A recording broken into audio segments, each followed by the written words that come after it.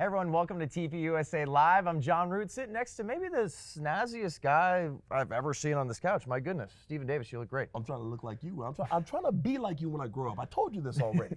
I'll tell you what, I might need to get rid of another button. I don't know, to try to keep up with you today. Yeah, show a little talk on me. Why not? We got a great live stream for you today.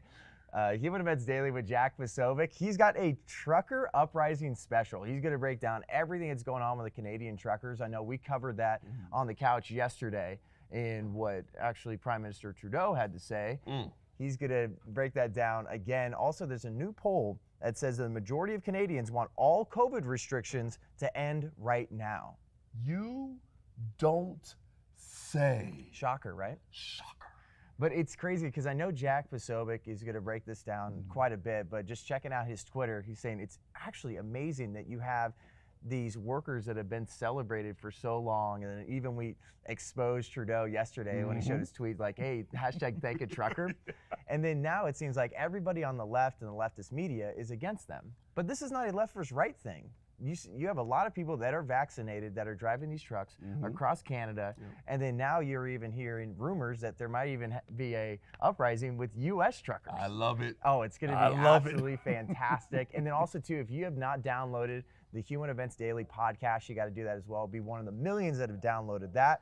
Right after that, sitting on the couch with MAGA Hulk Stephen Davis, this guy right here. We got Isabel Brown on the show, and also TPUSA contributor Jobob. It's going to be a great show because we got to talk about the first day of Black History Month. Oh, we got to talk about it. And I have some choice words, but I'll save it for the daggone show. Yeah, I'm interested to hear from you to see if there's any positives. What are the negatives? What do you think? And I know there's a lot of good discussion to be had there. Also, Dylan Postl is going to be joining us. So he was actually locked in to be one of the 7 Dwarfs in the live remake of Snow White and the 7 Dwarfs, because obviously Disney has had a lot of those movies now. The Mulan one, we talked about that quite a bit, about how they've kind of said, hey, we're going to film this movie, and then we got CCP concentration camps, like basically right across the fence. About that. But this one here, Peter Dinklage came out. You might have known him from Game of Thrones, talking about, I don't like the way that dwarves are represented in this live action. So he told them to nix this whole thing. So someone like Dylan Postl, who's actually had a great career himself, is out of a job. So he's going to talk about what he would like to say to Peter Dinklage and how he feels like one person should not just be representing the entire community. Well, how about that for an idea? Not one person. It's not about one person. It's about the entire community. But I guess in this case, if you're a Hollywood star like Peter Dinklage, it's all about you. Exactly. And then also, too, we're going to talk about Whoopi Goldberg's comments about the Holocaust. I know she had something to say on The View. Shocker, right? We're talking about The View on the couch. Crazy. But she had another statement kind of retracting that a little bit. We're going to break that down. And honestly, I think those were some words that weren't minced, and I think she meant it a lot. So we're going to break that down. It's going to be a good little conversation. After that, you get the brand new exclusive Sunday conversation from Breakaway, hosted by yours truly. I sit down with some incredible pro swimmers, Erika Brown and Gabby DeLoof, who have been the only pro swimmers that have been open and honest about how they feel about transgender women, which are biological men in women's sports. Men are ruining women's sports by competing in them and allowing them to. And they've said this whole Leah Thomas situation, this is wrong. NCAA, you need to step up. Woke media, you need to talk about this. It's an awesome conversation, and it's a couple people that have been very successful in their career, and they have a good heart behind this too. They say, be whoever you want to be, but don't be a biological man and compete with us in women's sports. Yeah, I love the fact that you're going to talk about that with them. I love the fact that they're standing up, especially in this current cancel culture, and they're going to stand on the courage of their convictions and talk about what needs to be hashed out. Yeah, they're very courageous, so you definitely don't want to miss that too. And you can also download the Breakaway podcast. We're on Apple and Spotify as well. Right after that, you get a brand new episode of Politics. She's talking about Spotify versus the people. There's obviously this whole misinformation campaign from the left. Obviously, Prince Harry and Meghan Markle have had some things to say. Joe Rogan's had a great response. She's going to break that down. Also, I guess Adele's in a toxic relationship. I had no clue. Shocker, right? Shocker. another shocker. We didn't really know too much about that pop culture world. She's also got Hot Take Tuesday and so much more. It's going to be a fantastic live stream for you. And before we let you go, happy retirement and happy trails to the GOAT, Tom Brady. Coming up next, we got Human Events Daily with Jack Posobiec. We'll see you guys soon.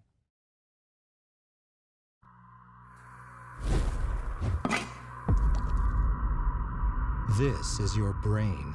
This is your brain on socialism.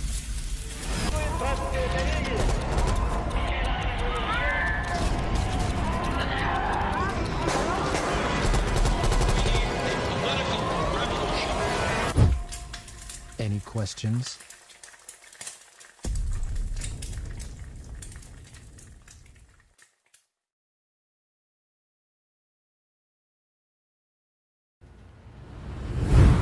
Ladies and gentlemen, welcome aboard today's edition of Human Events Daily, powered by Turning Point USA, and welcome to today's Human Events Daily Trucker Uprising Special. Every single segment today, we are going to be talking about the brave truckers of Canada and other parts of the world that are now joining in what truly is a worker uprising, and of course, the left-wing establishment is losing their minds.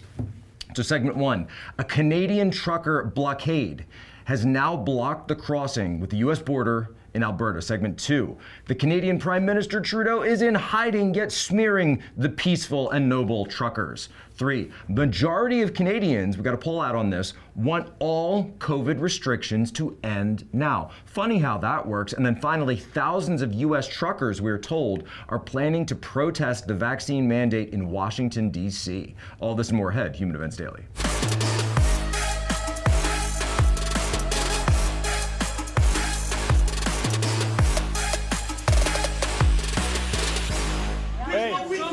They can leave. But the only way I'm leading is in a cruiser. Yes. There you go. You know what? 100%. That's right. You know what? We're not here. Who's going to stay? I'm Who's staying. staying? Who's staying?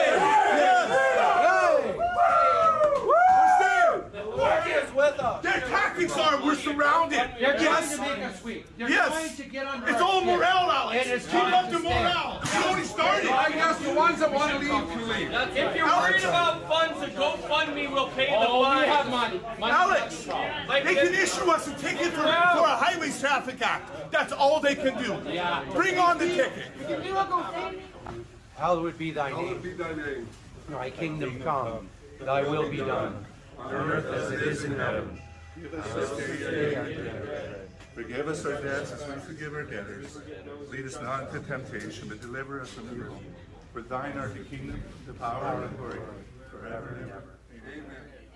Well, not only are truckers protesting and continuing their protest in Ottawa, the capital of Canada, or as it's now referred to, because apparently Justin Trudeau has abdicated the throne of Canada, we now call it the Free Republic of Truckistan, right? Of course, I am the ambassador of Truckistan. No, I am not a native Truckistani. I am the ambassador to Truckistan. Get it straight. And if you get it wrong, the Truckistan Intelligence Services, the CDLB, will come after you. If you're planning to infiltrate, if you're sending informants in, agents in, plants in, the CDLB are going to come after you. Do not mess with Truckistan Intelligence. But over at the Canadian border crossing between Alberta and Montana, for the third day, at least 100 truckers are blocking the Canadian border in protest of vaccine mandates, and Canadian officials are beginning to freak out. Zero Hedge has the story. We just showed the amazing clip of those truckers. They took that, it's like a scene out of a movie, and God bless Rebel News for having that footage, for having those reporters that are out there. So you go to Rebel News, I believe it's convoyreports.com. Please follow them and support all the work they're doing, because their reporters are the only two that have actually embedded with these protesters who are blockading. Now, the Mounties have completely surrounded them at this border cross point. And I went on the map, I checked this out. Essentially where they are, to put this in terms of geography for you, map break. This is the major border crossing between Calgary and then points of the American North in the Pacific Northwest. We're talking about Seattle, Portland, or if you're going down to Helena in Montana. This is the major route. Now, they have decided, they made essentially a negotiation where they said, because they need supplies, they need food, they need water to be able to hold out in there, right? They're allowing that to come through. And in doing so, they're also allowing trucks to be able to come north through the border. So from the United States into Canada. This is incredible. ladies and gentlemen. This is like a scene out of a movie or something. And it's also amazing to me because, as I just said before, this is actual workers rising up and saying, we don't want this. But remember, the Marxists never wanted a worker uprising against the government. They wanted a worker uprising against the companies, against the power structure, against people that are trying to make a living, right? That's what they wanted the worker uprising about.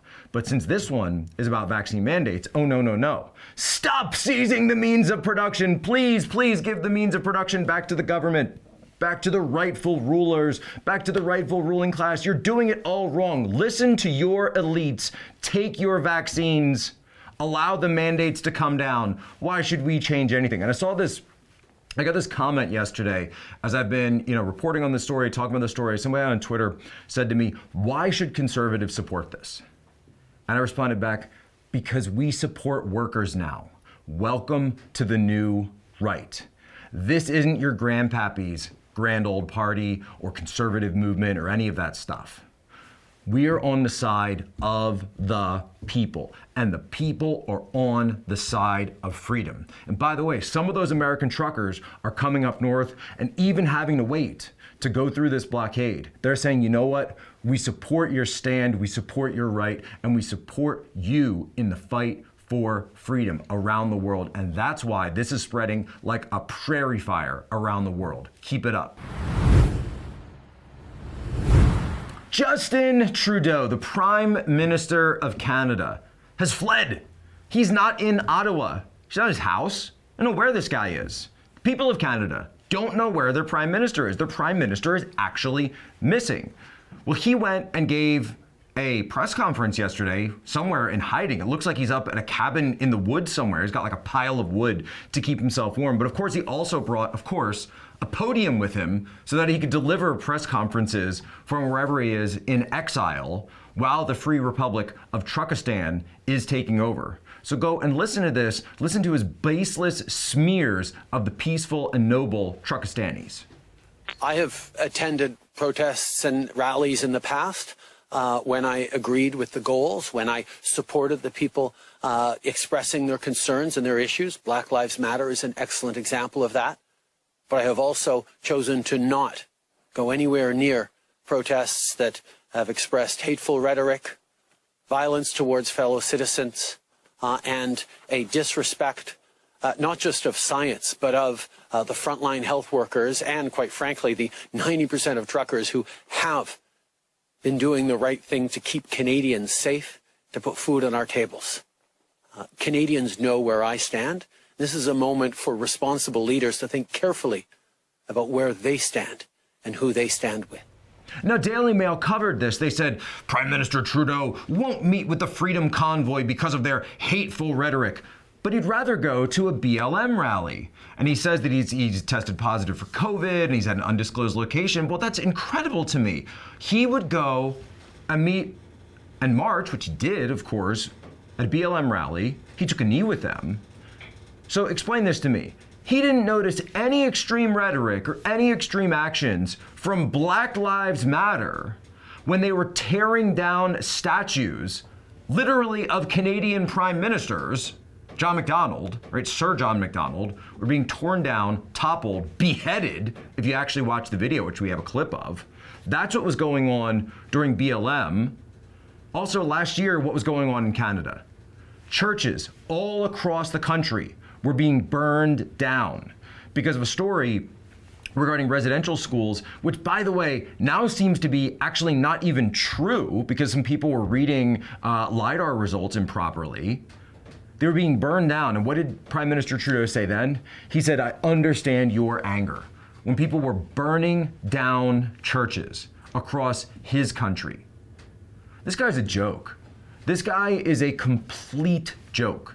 But he's going to smear them. And he's going to use the same exact tactics that you see the establishment in the United States using for January 6th. They are just trying to January 6th all the truckers. They're going to Jan 6 the truckers. Again, you're domestic terrorists, you're extremists, you're nuts. And why are they doing this? People are asking, Why, right? You know, it's so blatantly, obviously false because we can see the videos of the great Viva Fry. We can see the great videos, the live streams that are out there. By the way, Viva was out there yesterday, I think for like 6 hours, just live streaming. I don't even know how he was like, people were handing him battery packs from the crowd. They're giving them to Viva, he's a YouTuber, he's a lawyer up there in Canada. And at one point he went into some office, they let him plug in for a while. So he plugs in, he's charging during the live stream. These are some of the most peaceful, positive, happy protesters that I've ever seen. After all, come on, it's Canada, right? Canada is not exactly known as a hotbed of extremism, you know, up there in Ottawa. Right? You've never heard of this. But there's a reason Prime Minister Trudeau is doing it. He's doing it because he's appealing to the last sliver left he has of people that will dutifully follow him, that will dutifully follow their establishment propaganda that's being pushed through literal state organs like the CBC, the Canadian Broadcasting Corporation, that are coming out and smearing these folks. So because they know that in population centers like Ottawa, like Toronto, that they will have people that will dutifully follow along. And they'll say, oh, well, I heard they're all racist because somebody was walking around fully masked, walking around with a Confederate flag. One person who, by the way, was asked to leave because they wouldn't identify themselves. And people said, hey, we're not about that. We don't want you here. That's not welcome at this movement. So what's really going on? Kind of funny how Trudeau disappears and then suddenly a masked man shows up with a Confederate flag. I wonder what's going on with that. I also noticed that Rachel Maddow is going on hiatus. She's hiding because the Beijing Olympics are taking off. So she doesn't want to be on NBC because NBC has exclusive rights to the Beijing Olympics, the CCP Olympics, the Genocide Olympics. They're going on. Maddow's out. If Trudeau went and put on those librarian, I think they're Vidals, right, the glasses, if he put on the glasses and sat behind that desk for Maddow, would anyone really notice? I wouldn't notice. Did you tell the difference? No. Probably seemed like a little more estrogen. Probably a little bit more. So here's the bottom line, folks. The bottom line is this. The workers are rising up. The establishment is completely in shards. Trudeau says, I won't meet with them, I won't talk with them. Yet he went down to Black Lives Matter, where there were certainly people in that crowd calling for the killing of police officers. When people show you who they are, believe them.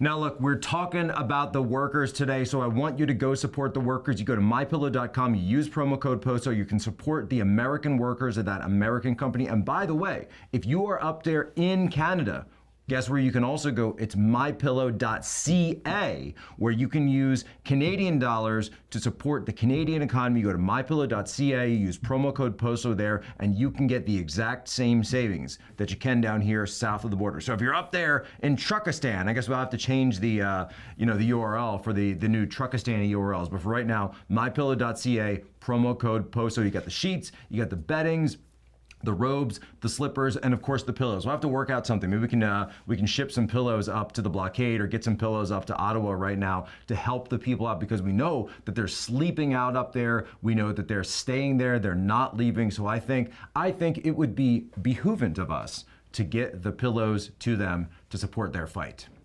Getting into our next segment. And this is incredible to me. So out of the Post Millennial, which of course, by the way, we cite Post Millennial all the time, incredible website. They're a Canadian website. I don't know if everybody realizes that. They're actually Canadian conservatives. Majority of Canadians want all COVID restrictions to end now, according to a new poll. 54% of Canadians surveyed want the COVID restrictions to end. That is up sharply from the last time this poll was taken at just the beginning of January. This is the Angus Reid Institute. And the first time they went, and it says any and all. The Institute further reports that women over the age of 54 are the only age gender group that disagree that restrictions should be ended, and that a majority of the other gender and generation groupings agree that the time has come. The Omicron variant of COVID-19 appears to have peaked in the nation of Canada. It also appears that while many more people have tested positive, symptoms are much milder than in previous variations.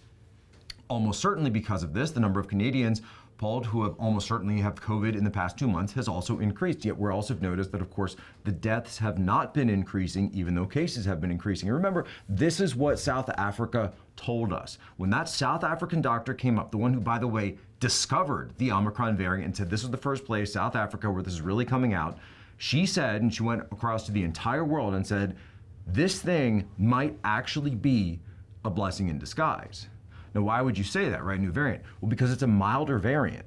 People can pick this thing up, but get through it on their own, and then they're left with what? Natural immunity. The two words that you're not supposed to say, because unfortunately, natural immunity is free. So pharma, big pharma, doesn't make any money when you get natural immunity. I have natural immunity. I'm not vaccinated.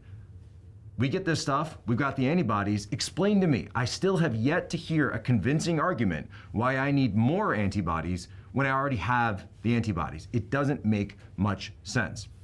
And this is why, by the way, you are seeing the truckers out there. And there's one trucker who did an interview with the post-millennial. This is absolutely fantastic. Listen to this. I mean, it sounds, again, like a scene out of a movie. Take a listen to what the trucker up in Ottawa had to say.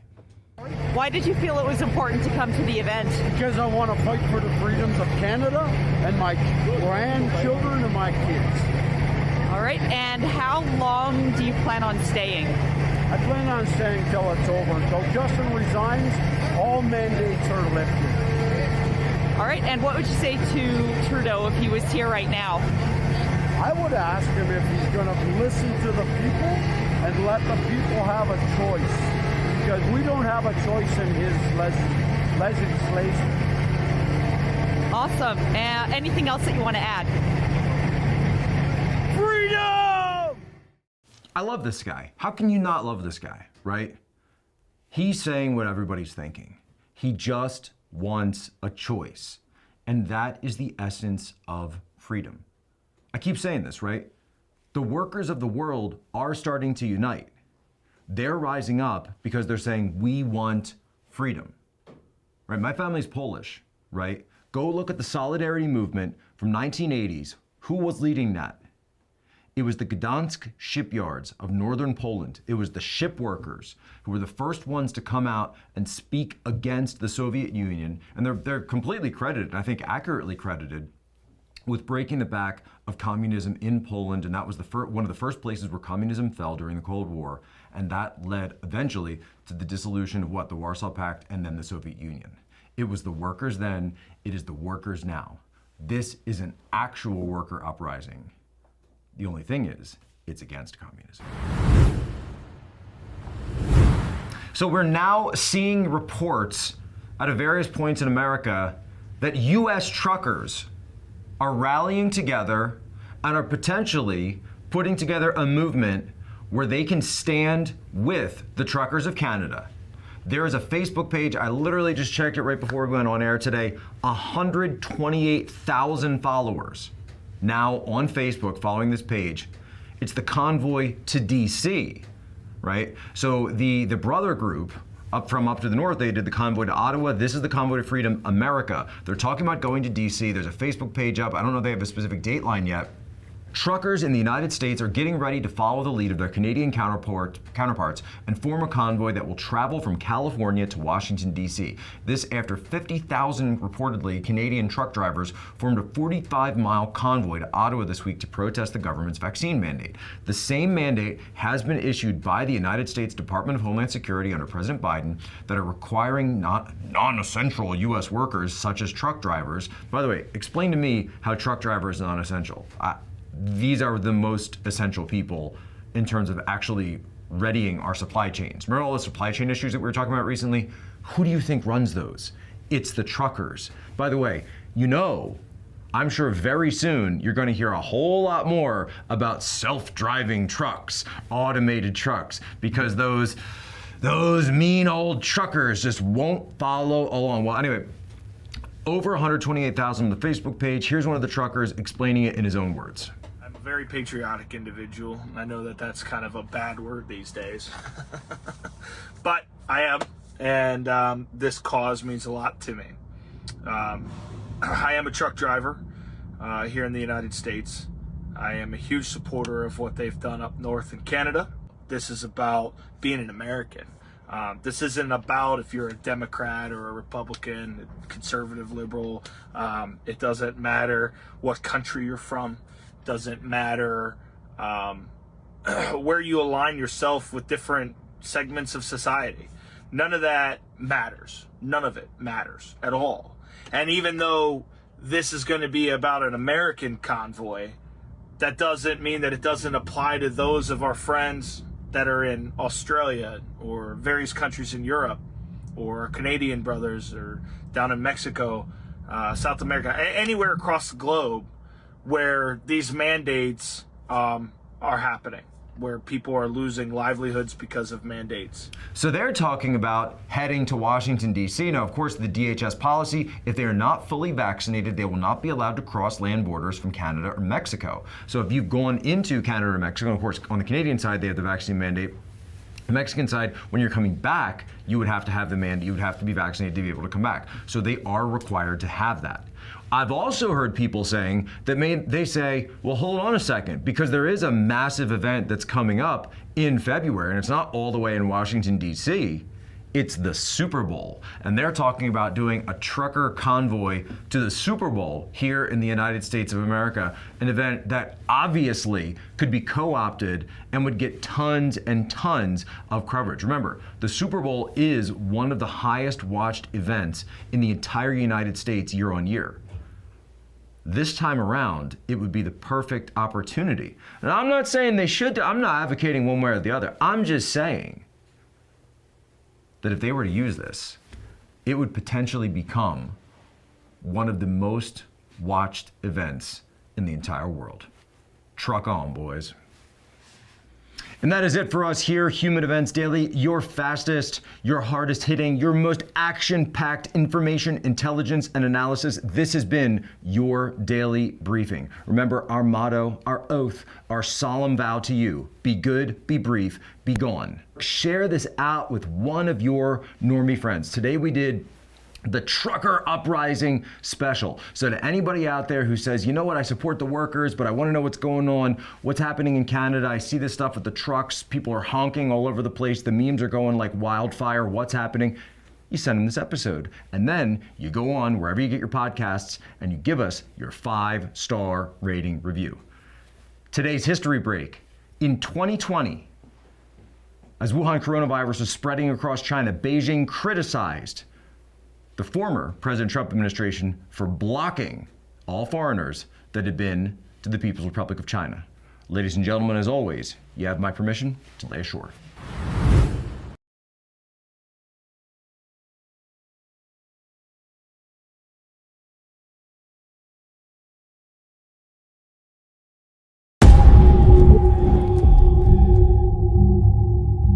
You have to ask the question, how is the most heavily funded tribe have the poorest population? Listen to me. My country is very because everything problem here. Don't have petroleum for bus and Cuban, for car, for drive, for nothing. And it sucks. Socialism sucks. There's no other way you can describe it.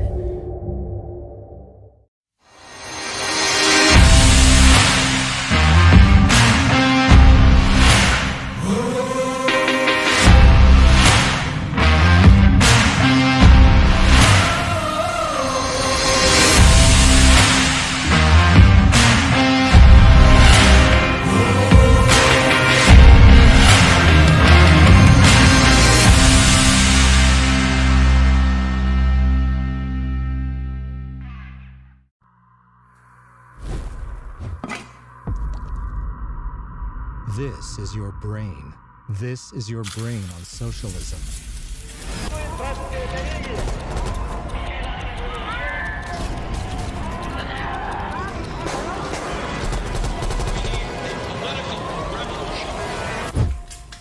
Any questions?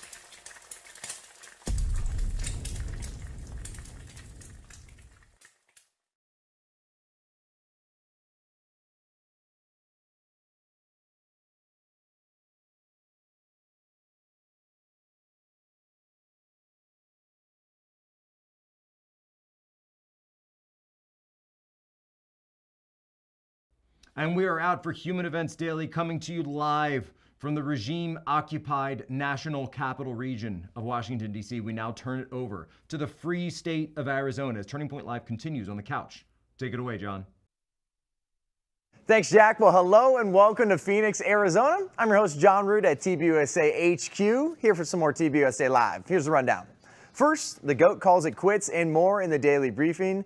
Next, Whoopi Goldberg comes under fire for anti-Semitic comments on The View. Then Dylan Postl, also known as Hornswoggle in the WWE world, joins us to talk about how woke Peter Dinklage cost him and other acting jobs in the Snow White remake. Finally, we expose the Biden family's ties with Ukraine, followed by Stephen Davis's take on Black History Month and one last thing. All right, let's do this. TPUSA Live from HQ starts now.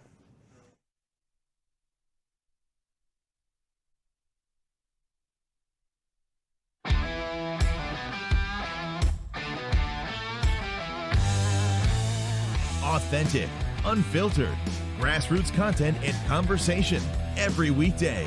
Live from Phoenix, Arizona at the Turning Point USA headquarters, this is TPUSA Live.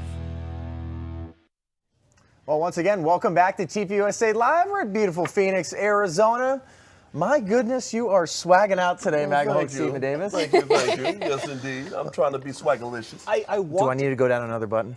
It's a must. There's not enough buttons for you to go this down is a there. kid show, Stephen. I'm so sorry. I had to do a double take when I walked in today. I was like, where's the t-shirt? I like it. This I works. like it too. Thank you. Yeah. I love it. guys. I love the style fashion choice here, but also I am shocked that you can find a dress shirt that fits your arms. Heavily tailored. Heavily tailored. Yes, sir. We're going to have to put two shirts together. Indeed. Why not? We also got Jobob, Isabel Brown. It's going to be a great show. Hopefully you just enjoyed Human Events Daily with Jack Posobiec. We're going to get you caught up with the daily briefing, usually giving you some stories that are the biggest news of the day. The biggest news, at least for me, and even a lot of political news shows are talking about Tom Brady, the GOAT, retiring officially. It's actually for real this time. He posted on his social media, said that he is done. For now. You don't think it's going to stick? You have a very interesting I take would here. bet anybody any amount of money that Tom Brady does not stay retired. Interesting. What has he been doing this whole life? He's been focusing on his body. He's been so meticulous with his diet, the way he stretches, everything. He's mentioned, I think I could play till 50. 44 years old. He's got but 6 how years many left. seasons of professional football can you really play in a row before you're ready to just move on to the next chapter? Also, I will take you up on that betting offer. Ooh. Cool. Feel like I've had a pretty good betting season in the playoffs. I don't know your Instagram story. Yeah, was I don't pretty sad know. the other day. Well, that one, some of them are painful. The others are like, hey, throw a little money down on the Bengals going to the Super Bowl. Cha-ching. True. Did you really? And the money's going to the offering plate. Don't you worry. Don't you worry. What a benevolent man. Yes. And guac at Chipotle. Too Yeah, expensive. it is. No, but I think he's done. You think he's done? I think some team is going to lose their quarterback in like week 8 or 9, and then all of a sudden Tom Brady is going to come roaring back and win a Super Bowl for the Seattle Seahawks. Oh. What? Wait a minute. Oh, I'm sorry for the Colorado. Oh, I guess there is a Colorado team. Excuse Never me, mind. Denver Broncos, you uncultured swine. It's fine. My goodness. But we do know for sure that he is the greatest professional athlete of all time. It pains me as a Broncos fan. Okay, not of all time. Maybe football. He is the greatest. He is better than, I would say, greatest athlete of all time, team sport athlete, over Michael Jordan. Okay, so now you're putting in a bunch of categories here that he's got to fill. Team sport athlete. Well, that's why it's like you can't really compare like a Rafael Nadal to Michael Jordan or Tom Brady. Yes, you can. It's an individual sport compared to a team sport. It's way different. Yes, but it's athleticism at its core. You're Well, you honestly going to you sit can here say as the the best- sports guy, the most as athletic- the guy with the most knowledge in this entire building in this area, and you are going to die on the hill that Tom Brady is the greatest athlete of all time. The greatest team sport athlete of all time. Now he's amending his answer. He's No, saying team sports. sport now. Yeah, see, this is going to backtrack. Okay, well, I did say athlete, but still, no one's going to say there are plenty of athletes out there that had way more athleticism than Michael Jordan. Way more athleticism. But if In we're going what to talk like sense, great, though? if we're going to talk about just athleticism, you'd talk about someone like Barry Sanders. Like that. Okay, okay. Or Bo Jackson. Bo Jackson, there we go. Call me That's better. crazy. Yeah. Tom Brady's a great athlete. He's maybe the greatest football player we've seen so far, and I'm putting an asterisk there because I think there's some really great younger people in the NFL Well, and right then now. who knows when Jesus comes back? So. Exactly. But honestly, hot take, I don't think throwing a football, and that's it, as your career, can qualify you to be the greatest team athlete of all time. Do you have any idea what it's like to read a defense? Round one after fight. play. I don't know, John. You think that Bill Belichick's just telling him what to do And I'm every saying single time? Tom Brady's a great player, player, which is hard for me to admit as a Denver Broncos fan. I was raised to hate Tom Brady, and I don't. I came into this as an adult. I reevaluated my life circumstances and my perspective on the world, and I have a lot of respect for the man. But I think it's really, really far-fetched to say the greatest team sport athlete of all time. Then as we're wrapping up here with 1 minute, tell me who's better What else than are we supposed to talk about? 22 seasons, 15-time All-Pro, 5-time Super Bowl MVP, 7-time Super Bowl champion, came back to beat a team that was mine. He's a great football player. I'm not discounting that. All right, who's better? We got 30 seconds left. Of all time team sport athletes, I think you have to look at every team sport, including those that require a lot more well-rounded athleticism. The Ryder's Cup, in which golf is a team sport. I would disagree with that. Anyway, drop your thoughts in the comments. I want to know. I would like to know in the comment section. I would like to know too. Just go off on that. Maybe we'll get Isabel Brown's answer at some point. I need next to do some segment. research. I didn't prepare for that. We're coming up in 90 seconds. We'll see you soon.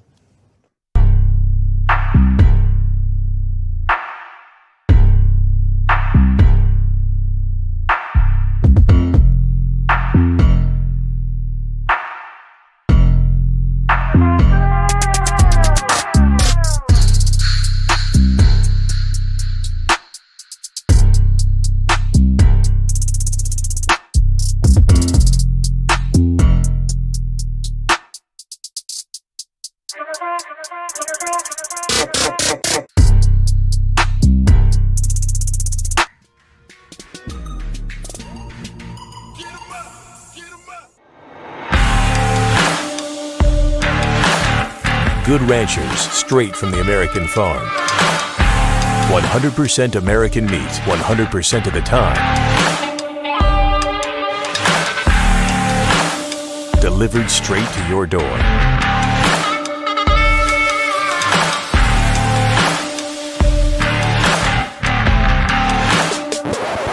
Wait, are those my Good Rancher steaks? I'll be taking these. Claim your 10 free bistro fillets with your next order with promo code TPUSA Live at GoodRanchers.com.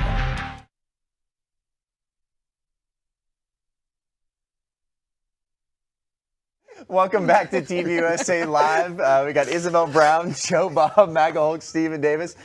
We usually give you a couple stories in the daily briefing, but Tom Brady, the GOAT, retired. And we had a little discussion about, I did say greatest athlete of all time. I definitely meant to say greatest team sport athlete.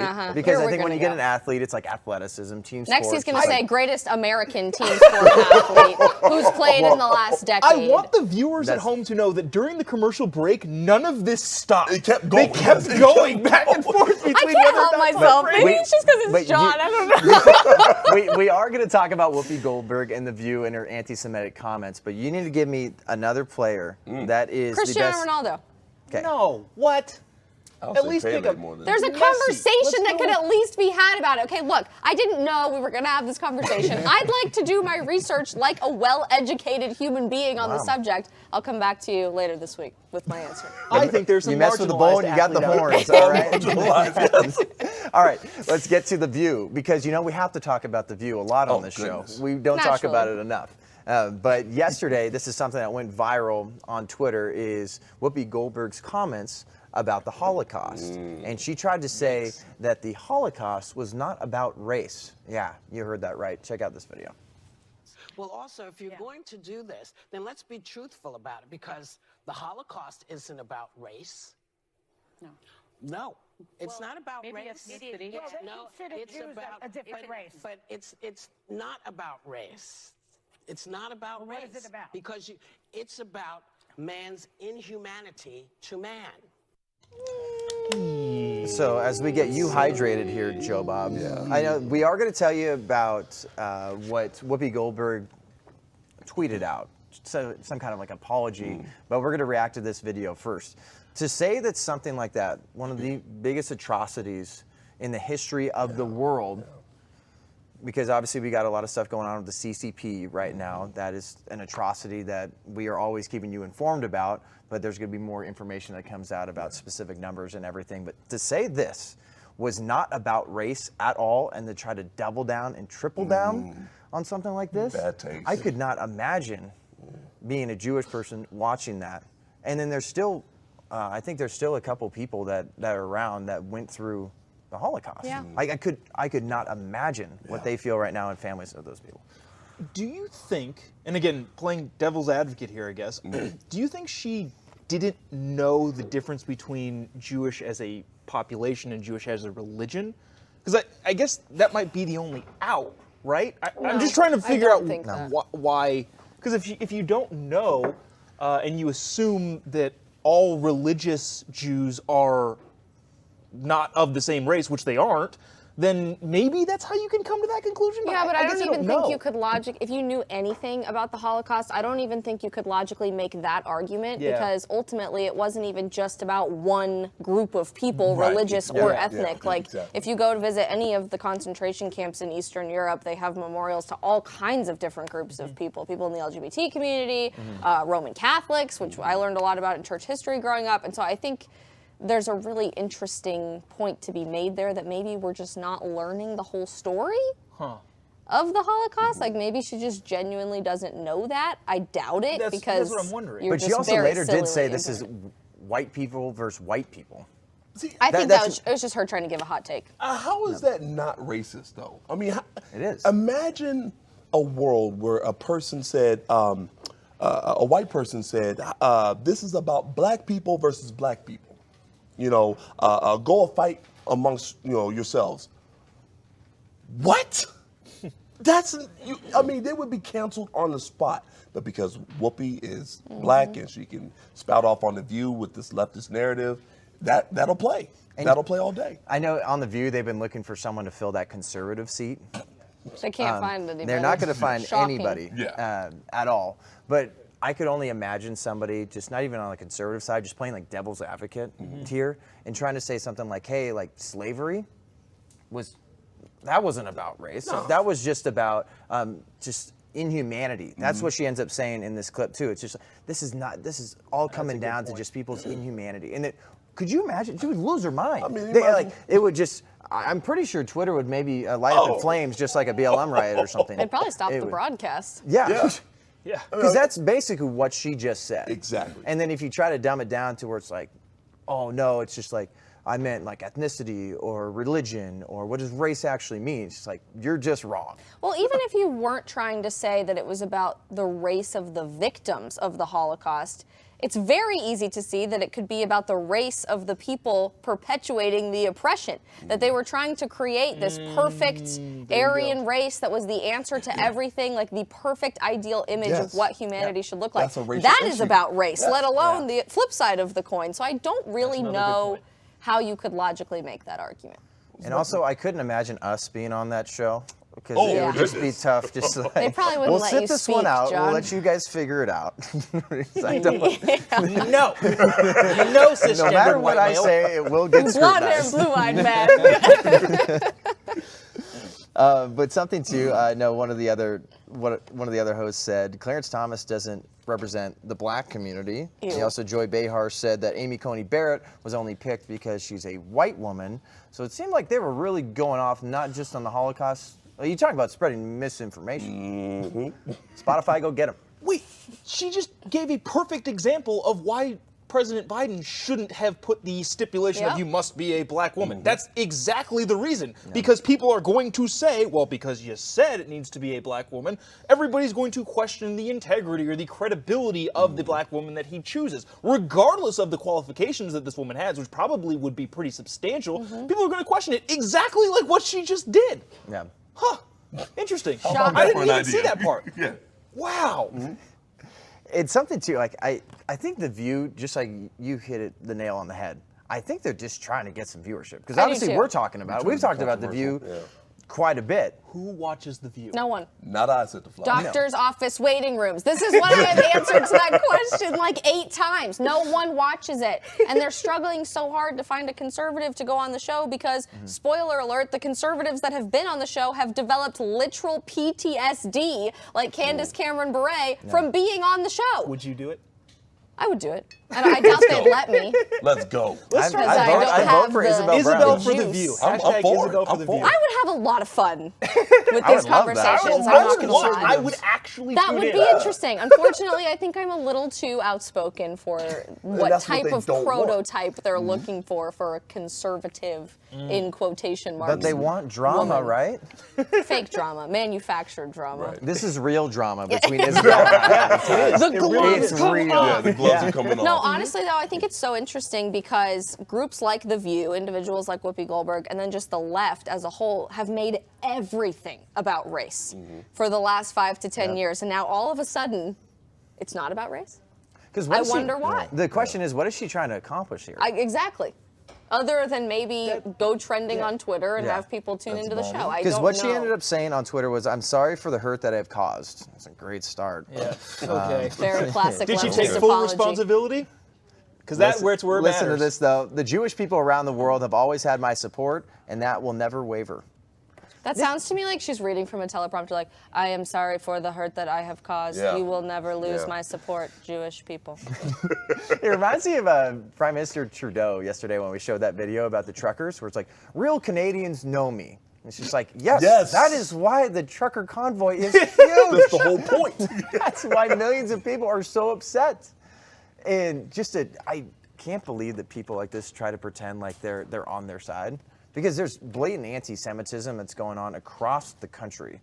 And we obviously have, we don't stand for any sort of hate at all against anybody. But when you have so much about BLM you hear about, stop Asian hate. When it comes to specifically Black Lives Matter, I think we all agree with that. But we don't agree as a statement. Yeah. But BLM Inc., that is what we're always against. There is absolutely no progress being made there. But when it comes to stop anti-Semitism, that's never going mainstream. You never really hear that. Obviously, we had President Trump that signed an executive order that made that a hate crime. Pretty sure during his presidency, because there's blatant problems going on, especially in places like New York City, where they have a large Jewish population. So when you hear someone like Whoopi Goldberg say something like this, you're not accomplishing anything, and she's going to continue to keep her job. I don't think she should be canceled over it, but I think she should at least give out a real apology, maybe sit down with some real Jewish people, actually have a real discussion about this. But she won't. It's the liberal privilege that they have. I mean, especially you look at a person like Jimmy Kimmel, who wore blackface, like literal blackface, impersonating was it Karl Malone and Oprah. Yeah. But Megyn Kelly talks about blackface and she's canceled, right? She's done. She's fired. She's gone. So it's just kind of like, of course they can get away with this. Yeah. They're on the left side, and as long as you're on the left side, you get a pass. You're in the free and clear. It's okay. Did you guys see the polling that came out over the weekend for President Biden's I'm going to nominate the first black woman to the Supreme Court? Did. 75% of Americans are like, yeah, dude, don't do that. Don't do that. Including a majority of liberal voters. So what does that tell you? Nobody thinks this is a good idea. I am so sick and tired of the loudest leftist voices virtue signaling and pretending that they have the moral high ground on every single issue, because what's so frustrating to me is that I think the right side of the aisle has done a really bad job marketing why we are conservatives. I'm a conservative because I'm compassionate, because I care about you as an individual human being. I want you to be lifted out of poverty. I want you to pursue your own American dream. I want you to be able to say what you want to say, practice your beliefs, and live your life freely without interference from other people. That's the compassionate avenue forward, not the crap that we hear on The View every day from Whoopi Goldberg, who then turns around and says, I am so sorry, I did not mean what I said. So I'm waiting for an apology. What was it from Sonny Hostin, who said that Clarence Thomas doesn't represent the black community? And we talked about this the other week about Nicole Hannah-Jones saying that there's a difference between politically black and racially black. It's disgusting. It's absolutely disgusting, and this is it's coming out in full display once again. This idea that just because you're on the right side of history and you're black, you don't count. And it's the same thing with his Clarence Thomas's Supreme Court Justice. Daggone it, he came out with a documentary on Amazon, and it was pulled for no reason. Why? Because he's on the right side of history, and because he kind of went after Joe Biden a bit, President Joe Biden, and saying that what do you say that this is high-tech lynching against uppity blacks who deign to think for themselves. He absolutely demolished President Joe Biden. And of course they're going to pull that. But it just goes to show it doesn't matter. At the end of the day, if you don't line up with the right side of history or with them on the left side of history, you're done. You are done. It doesn't matter your color, race, creed, whatever. But look at right now, it's like you have someone like Dr. Fauci that says, I represent science. Oh, goodness. And then we're going to have a great little interview coming up next with Dylan Postl talking about how Peter Dinklage all of a sudden just seems like he's representing a specific dwarf community. Where it's like, why are these certain people just trying to act like they are the voices? Here it's like, I think collectively we are better together. But these people, they're provided these platforms, and whatever they say goes. Honestly, why are they doing that? Because they've been taught to be the god of their own life. Because that's what you were bringing up earlier. I feel like there's so often people on the right and people in power that are right-leaning that have just complained and complained and complained. We have to be fighters and victors. We can't just complain about stuff. I mean, we talk about big tech censorship quite a bit. What did you do about it? You might have had just some viral videos with bearded man from Twitter, and you talked to Zuckerberg. It's like, what did you actually do for people? They get deplatformed. They're looking back years ago, and they're like, well, you could have made a difference, but nothing was really done. To end it on a little bit of a lighter note. According to the wokes out there, it is still entirely possible that Clarence Thomas is the first black female Supreme Court justice. Well, considering that you can be biologically male to be a female, I don't know. It is possible. It's possible. It is possible. So the first, Let me try to figure this. So the first possible woman is of the right. Possibly. We could see that happening, according to the wokes out there. Again, I would think it's ridiculous, but it would be a funny troll. It would be great. I don't know how I feel about our Supreme Court justices turning into internet trolls, though. Yeah, Clarence, that's a good point. We're rooting for you, buddy.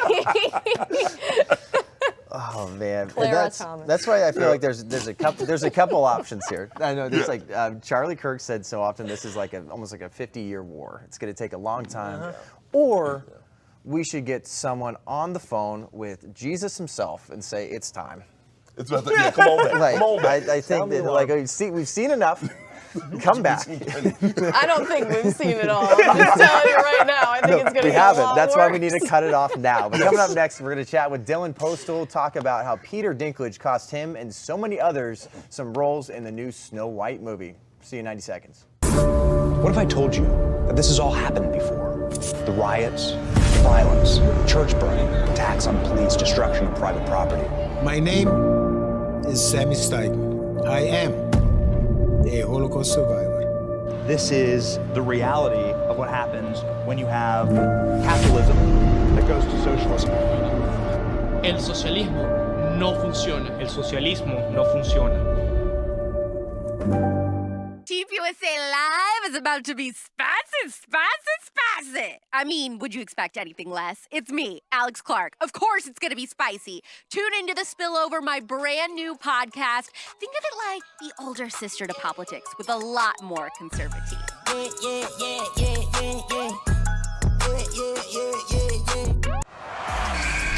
What's up, guys? My name is Jon Root, and every week I'm breaking down the top stories in sports and bringing you conversations you won't hear anywhere else. It's going to be a great time here on Breakaway.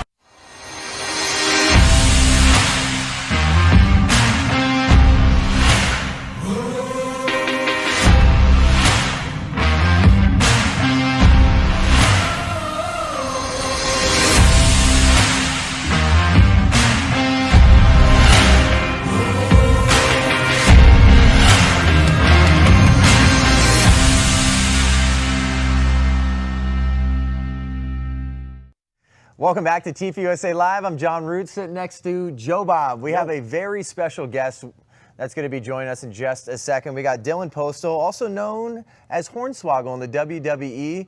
This has been in the news quite a bit over the past week, how Peter Dinklage jumped onto a podcast and tried to say that basically the dwarves and dwarf community, they're put into this specific box, and that the way that they're trying to go about this whole Snow White and the Seven Dwarfs remake is oppressive to the dwarf community, and in turn, that costs people like Dylan his job. Dylan, welcome to the show. Hey guys, how are you? Good. Well, first and foremost, fantastic job on Tucker Carlson. I know you've been jumping around, doing a lot of different interviews, but can you give us a little bit more of your take when you heard what Peter Dinklage had to say?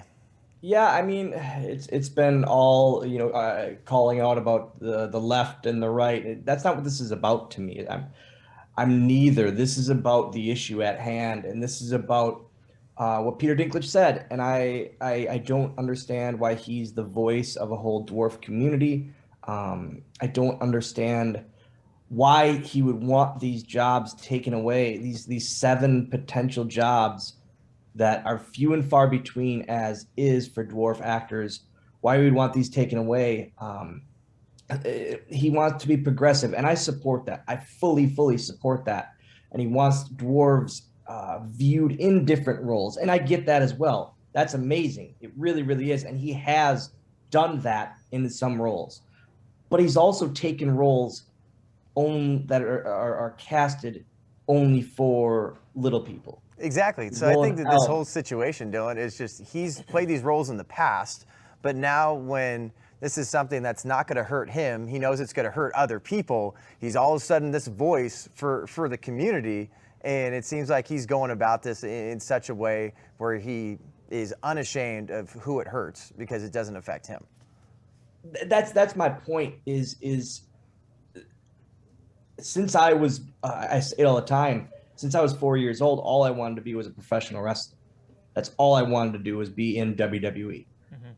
I'm not the stereotypical signee roster member for WWE. I'm not 6 foot. I'm not 250 pounds. But they had a role for me, specifically, not for me, but for a little person. So how am I going to live my dream? I'm going to take that role, obviously. And for 10 years, they let me live my dream. They let me become known worldwide as a WWE superstar. If I didn't accept that role, if that role of the leprechaun wasn't there, I don't think I would have ever made it there, obviously. Same as this. These are 7 roles for dwarf actors, specifically for dwarf actors, in a major motion picture adaptation. Disney doesn't do small scale.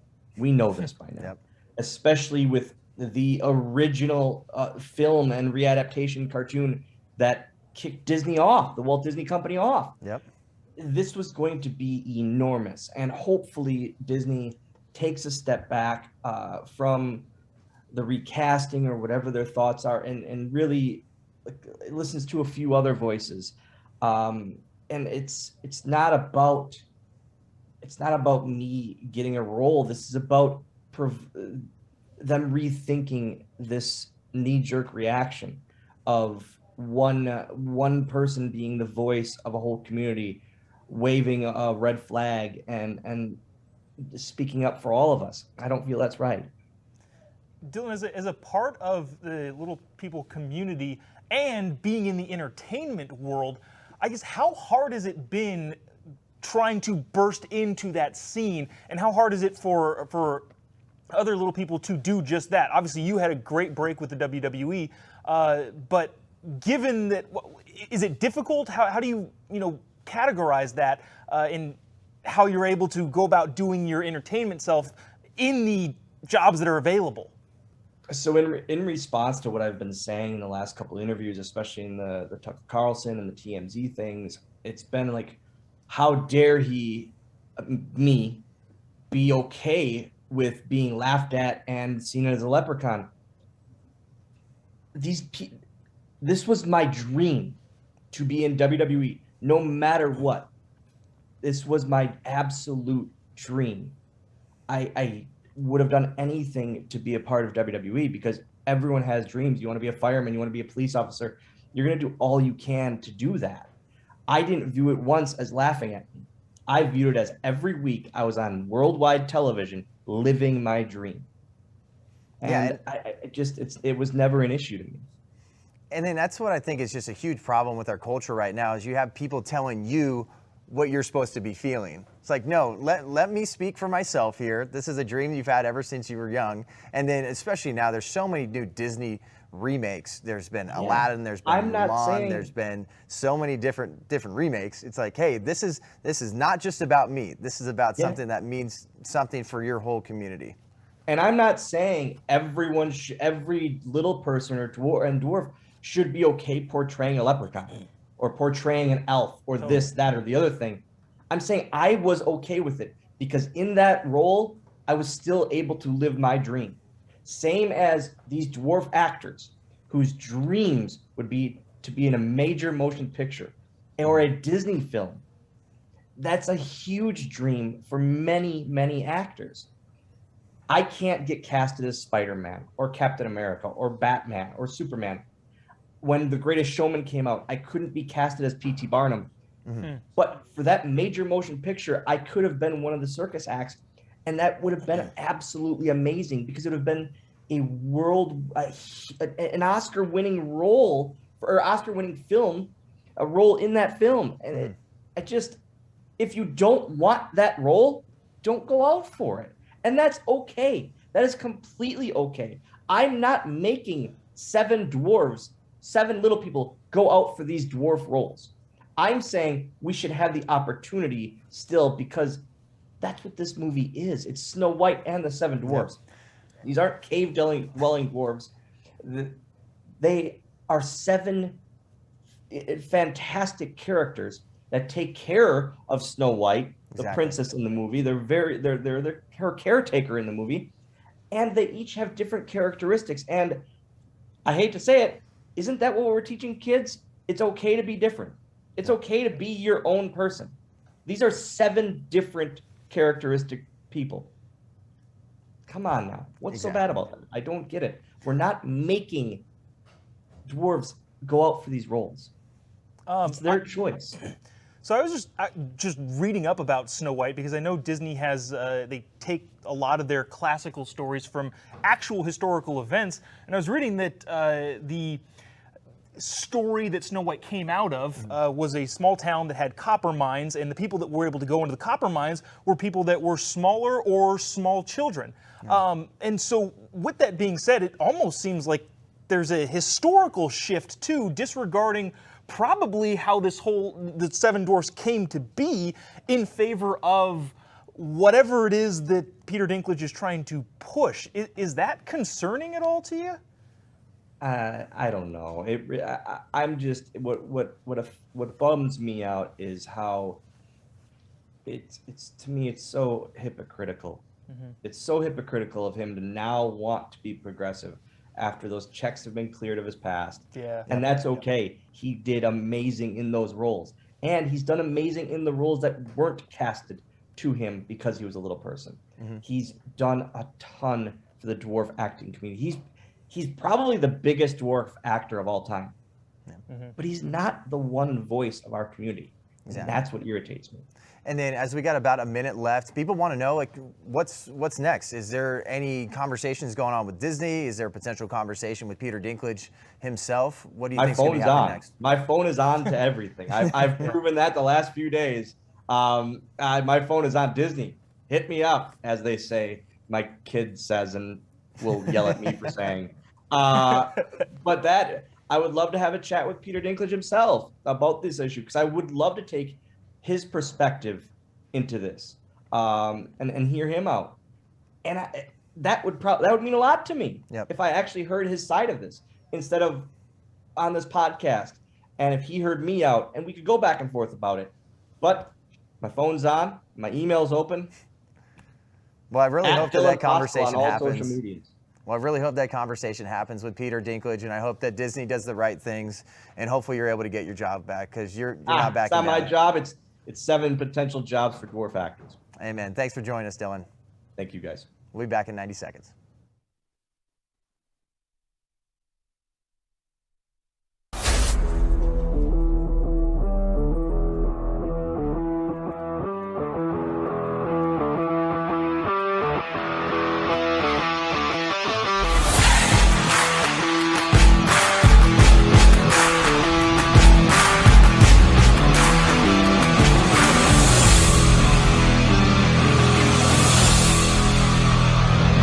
Hey everybody, how you doing? My name is Osiga Kaku. I'm from the great state of North Carolina, and I'll see you at freedomsquare.com. My name is Preston Para, and we'll see you at freedomsquare.com. Hi, I'm Kyle Clare from Bolingbrook, Illinois, and I will see you at freedomsquare.com.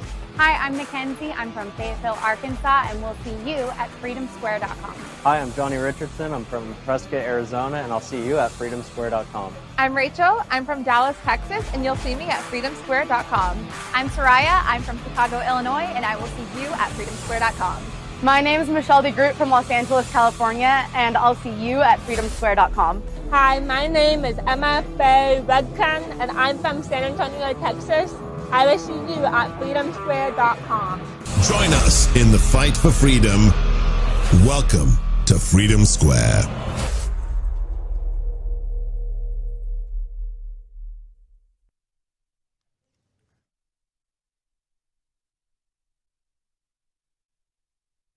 Welcome back to TPUSA Live. We got the whole gang together now. MAGA Hulk, Stephen Davis, Jobob, Isabel Brown.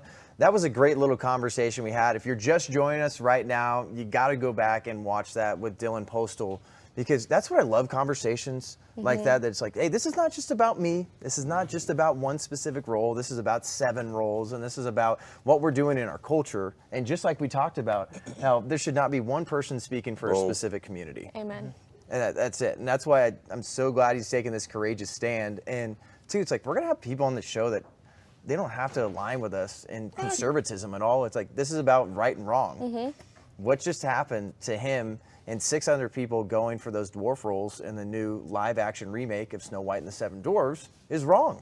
It's just plain and simple. It doesn't matter about politics. I think sadly it's going to be Snow White and the normal size, transgender, non-binary, gender non-conforming, minority, demisexual men. Is that what they're gonna do? Like, so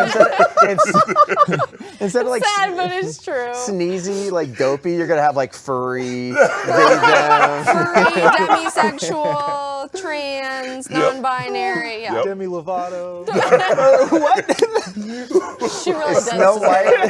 Snow White and the alphabet people. Yeah. There we go. That's what's coming next. So that's what's insane to me. Get ready for it. Like, we grew up with Disney, and when you think of Disney, I don't know if any of you guys been to the Walt Disney Museum in San Francisco? Yeah, I've been to the original Walt Disney Museum in Marceline, Missouri, which was his childhood home, which was very cool. But I've not been to the one in San Francisco. It's fantastic. Like, I love Disney. I don't like the way Disney's gone so woke. Yeah, obviously, you talk about live action remakes. What happened with Mulan was there's basically, on the other side of the fence, you have concentration camps. But like, Disney is something we grew up in. Like, going to Disneyland, I had a Disneyland pass when I grew up in Southern California, or when I was going to school there. I love that place. Like, my face would hurt from smiling so much. And when you think of Disney, you think of Snow White and the 7 Dwarfs.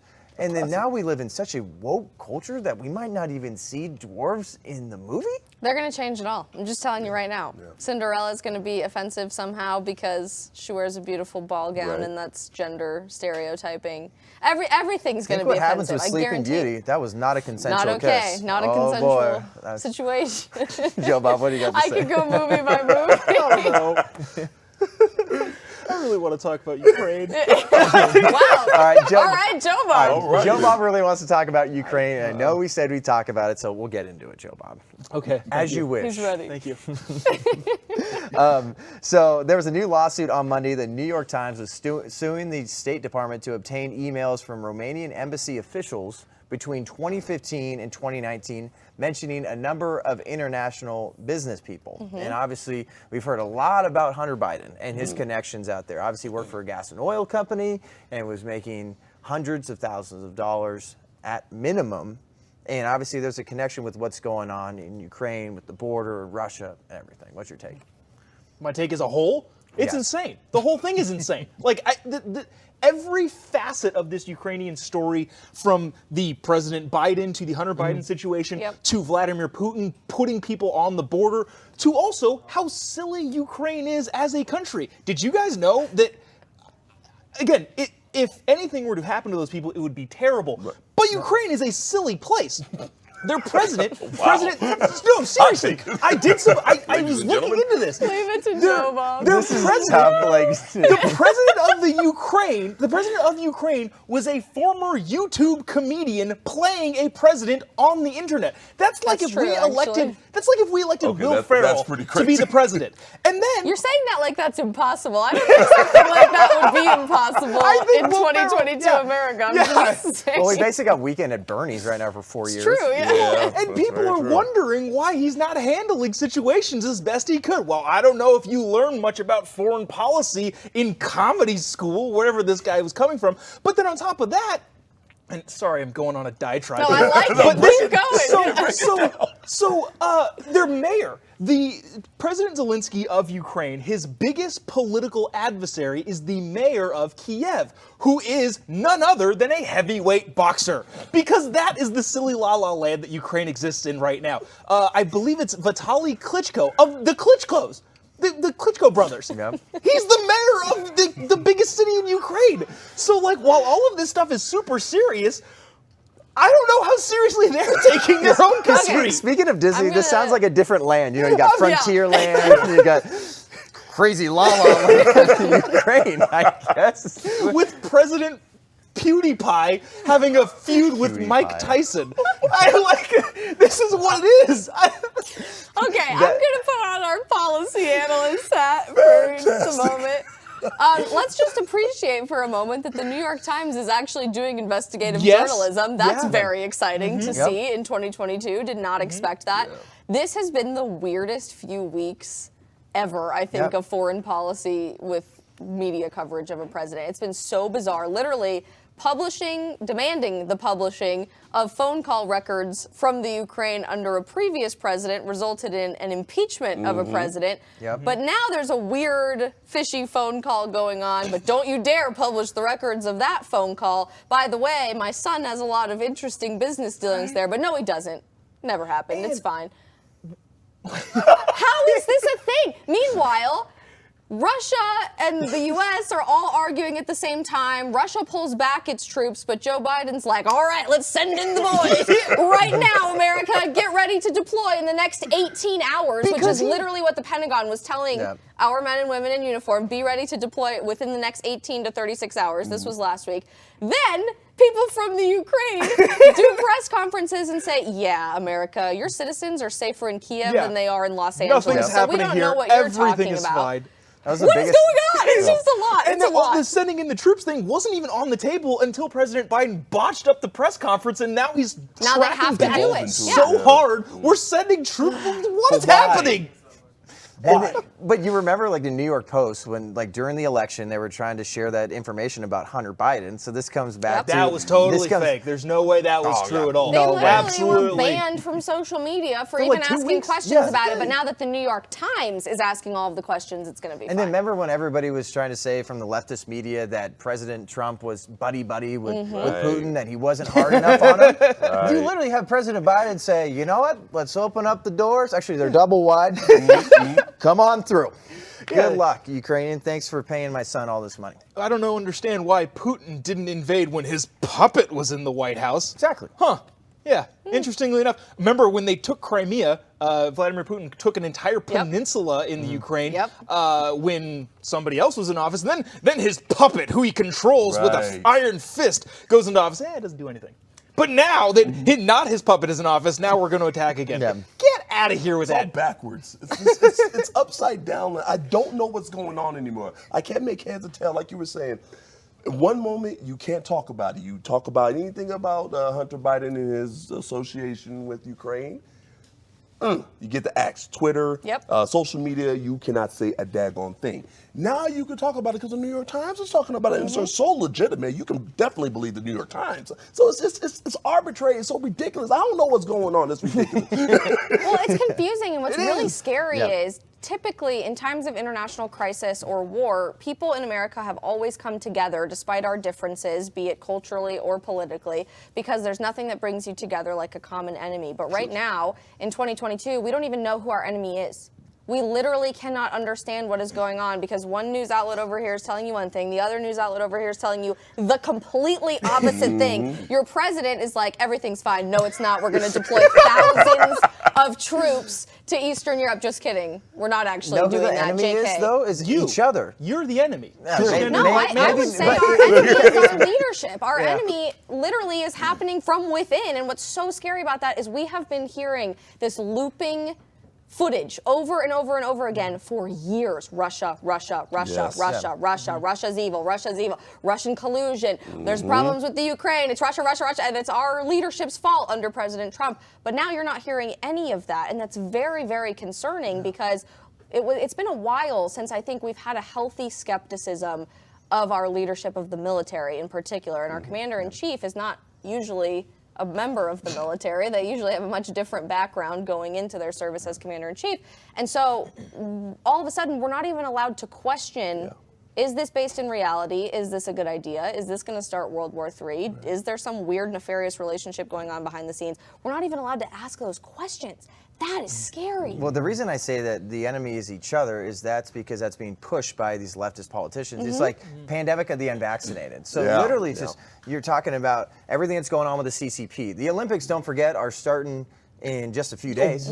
Yeah. Holy cow. Everybody's already over there. All the end of this athletes are there. week. And then obviously you got atrocities that are going on all across the world. But they want you to think that your enemy is your neighbor. Yep. And we're forgetting about what real human rights issues are going on. And then also at the same time, the flip side of it, people aren't scared of us anymore. Like we talk about foreign policy under President Trump was fantastic. You might not have liked his tweets, you might not have liked his rhetoric, but the dude got ish done. He did, and he was respected. He brought people together unlike anything else. And then the man called Kim Jong-un Rocket Man and subsequently met with him in North Korea. That's amazing. It's amazing. Well, you talk about the mean tweet. Well, people don't like the mean tweets, but he sure had it nailed down. I feel like the mean tweets helped because I feel like a lot of foreign adversaries were like, he might actually bomb us. So I don't actually know. And that could have worked to our advantage.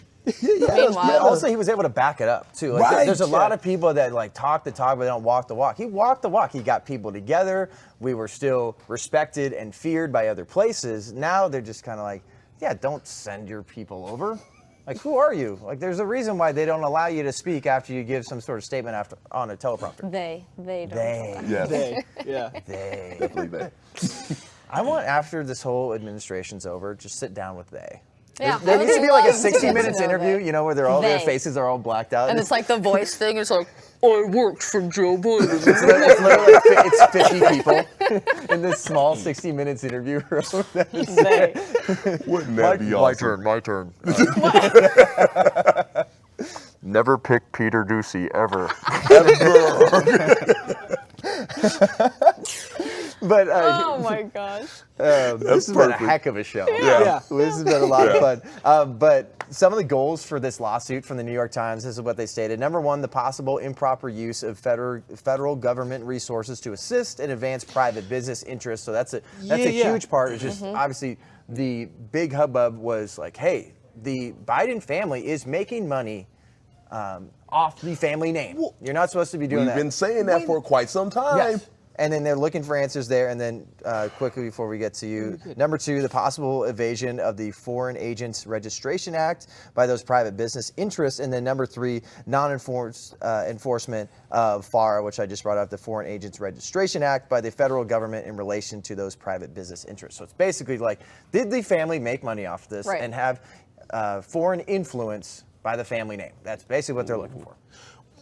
I was just going to bring up, remember when President Biden was the former vice president in his interim of not holding political office, and he gave some sort of like weird question and answer press conference thing where he was like, oh yeah, I withheld money until they fired that DA guy who was investigating Burisma, and then bragged about it, and nobody talked about it from here on out. Is that part of this? I couldn't find it. Because Burisma is where Hunter Biden. So bringing up to like the gas and oil, that was $50K a month. And here, I think we've talked about so much on the show. They want you to forget about stuff. They want you to forget about what happened in Afghanistan. They want you to forget about the border crisis because there's crisis after crisis after dilemma after dilemma. So I think something like that, you have journalists that aren't actually doing their job, and then you got politicians, probably just on both sides, that are trying to keep up, especially people on the right, like, what do we pick? There's so many problems. It's like maybe divide and conquer a little bit, because I think they just ended up forgetting about this because there's another issue. Jeez. That's an interesting take. I actually wondered last week if the reason we were threatening to send troops abroad and have to deal with this existential crisis that literally did not exist was because all of this recent polling came out with dissatisfaction for everything that's happening domestically to try to divert people's attention away. But if I was going to wear my tinfoil hat, as we do with the group of the four of us quite often, it is very scary to think about the fact that the Biden family has significant business ties and interests in the Ukraine and in China. Not to mention everything that just happened in the Middle East with the Taliban and former president, then Vice President Joe Biden, and now President Biden, was a huge architect of the Iran nuclear deal. So what's interesting about all of this? Who funds Iran? China and Russia. Yeah, okay. So theoretically, if Iran wanted to go rogue with the nuclear program, and Russia wanted to invade Ukraine, and China wanted to invade Taiwan all at the same time, too many crises all at the same time, our president is not equipped to deal with this situation, the media won't cover it fairly. If I was a bad guy, now would be a great time. You have to ask the question, how is the most heavily funded tribe have the poorest population? Listen to me. My country is very because everything problem here. Don't have petroleum for bus and Cuban, for car, for life, for nothing. And it sucks. Socialism sucks. There's no other way you can describe it. Do you like guns? Do you like ammo? Do you like suppressors? Do you like freedom? Do you love America? Do you like baseball? Do you like rifles? Do you like 9mm? Do you like pistols? Join me, Paige Rue, every week on Reloaded.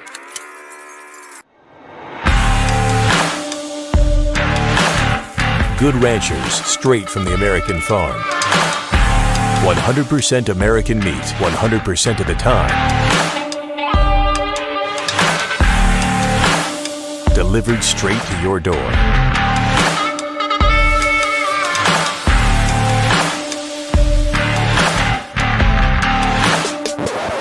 Wait, are those my Good Rancher steaks?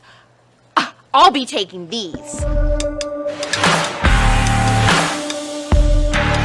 Claim your 10 free bistro fillets with your next order with promo code TPUSA Live at GoodRanchers.com.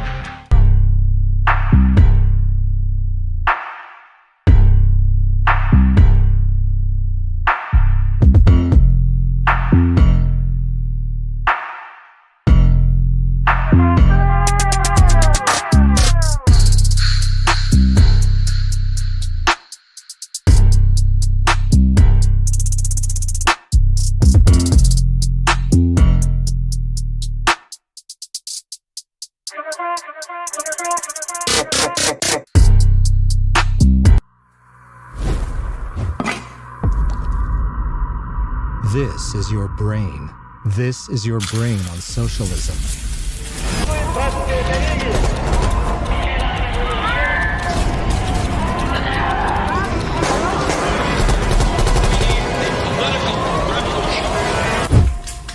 Any questions?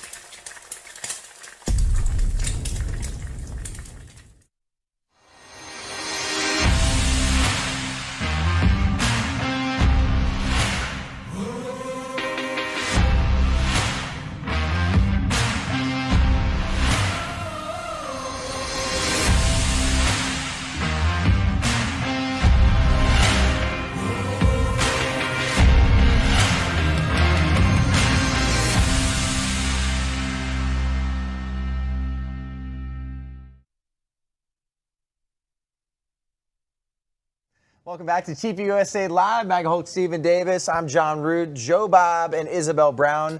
I know we had to go to carried away, commercial, sorry. but you're wrapping up there. We had a lot to say there. Well, but I wrap up was that just statement. saying the world is in such chaos. If I was a bad guy and a dictator and a leader of a country with interests fundamentally at odds with the United States, I would totally take advantage of the situation we have right now with our commander-in-chief. And I think there's a very likely scenario that we could see Russia invade Ukraine, China invade Taiwan, and Iran go completely rogue with their nuclear weapons, not to mention the Taliban with their new $80 billion of U.S. military equipment joining in on all the chaos. So it could be really interesting. During the Olympics, while they Real have quick. hostages in Beijing from Maybe. every country.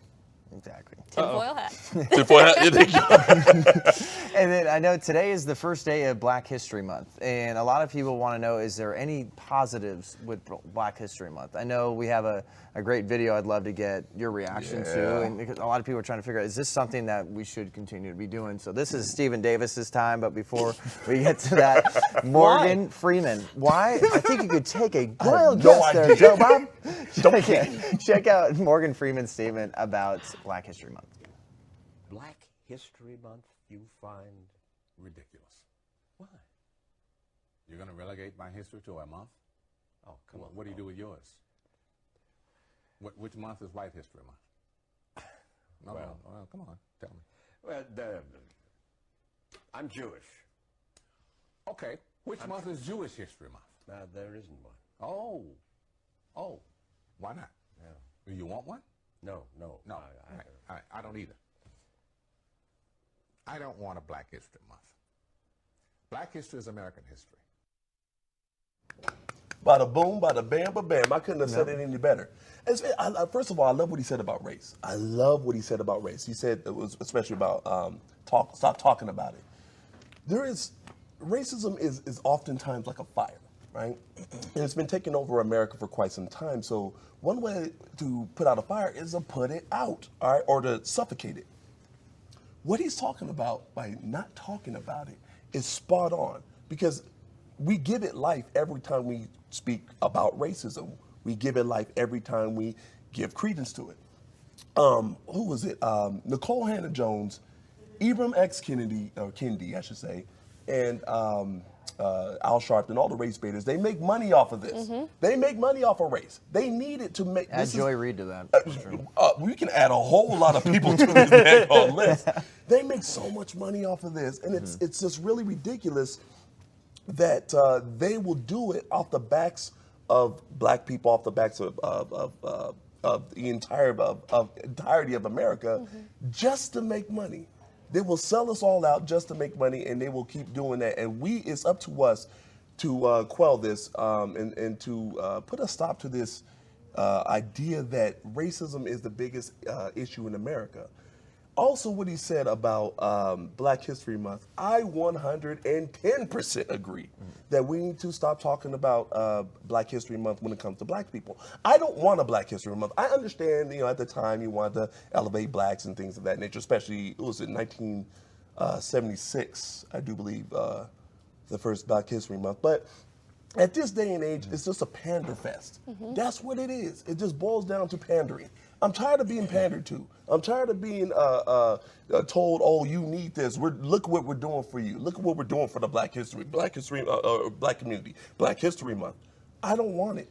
Okay. What about other communities that went through atrocities? Well, my question would be then, is there any positives for Black History Month at all? Because obviously we're seeing a ton of commercials about support Black-owned businesses. There is a certain section in Netflix about Black movies, and then I feel like that's what we're constantly having to talk about right now. Is there any positive whatsoever with Black History Month in your?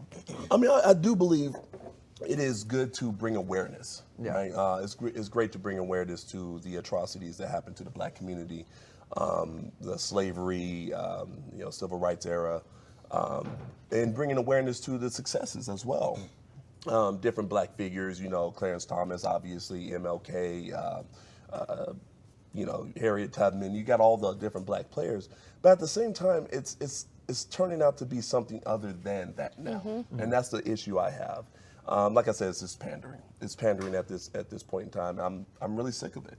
So we've gotten to know each other pretty well over the last month or so, and I poke fun of you a lot.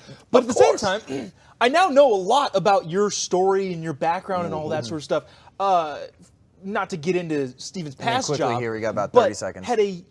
was the hardest worker anybody could imagine, and to put anything on you because you're quote unquote black diminishes the work 100%. ethic that I now know a lot about. So I don't know. That's just my thought here. Yeah, and I think we can keep this conversation going throughout the month. Yeah. You know, we got a full month about this, so I think you got plenty to say. I know you use your platform well for this. But coming up next, we got a brand new Sunday conversation on Breakaway. I chat with Gabby DeLoof and Erika Brown, swimmers, talking about Leah Thomas. See you tomorrow.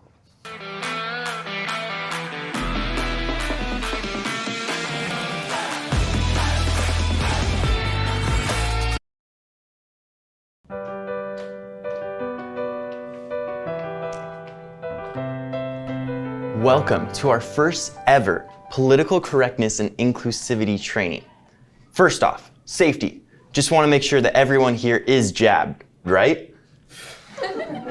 Just kidding, none of my business. So I'm Dylan, I'm your HR rep. A little bit about me. I'm a white man, and I'm so sorry if that makes any of you uncomfortable.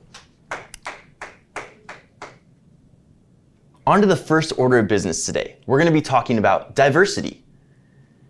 And Josh, did you have anything you wanted to say? Donde está la biblioteca? I'm from Colorado. I learned that from Dora. Okay, second order of business. This is a mental health friendly workplace. Yes, Alex. If we're really a mental health friendly workplace, what are we doing about the suicide rate of the birds? Because I saw 2 dead birds in the parking lot yesterday. Alex, shut up. Yeah, there's been a really big disregard for the bird lives ever since people in the office started sharing the birds are not real meme. Birds are definitely real. The government's putting chips in their brain, which is making them self-destruct and kill themselves, and we have to be talking about the real issues, or what are we doing here at all? Bird lives matter. No, they don't. Yes, they do. That's what BLM stands for. That's not what it stands for. She brings this up every time. Why is Mitchell and Pope Because I feel like it.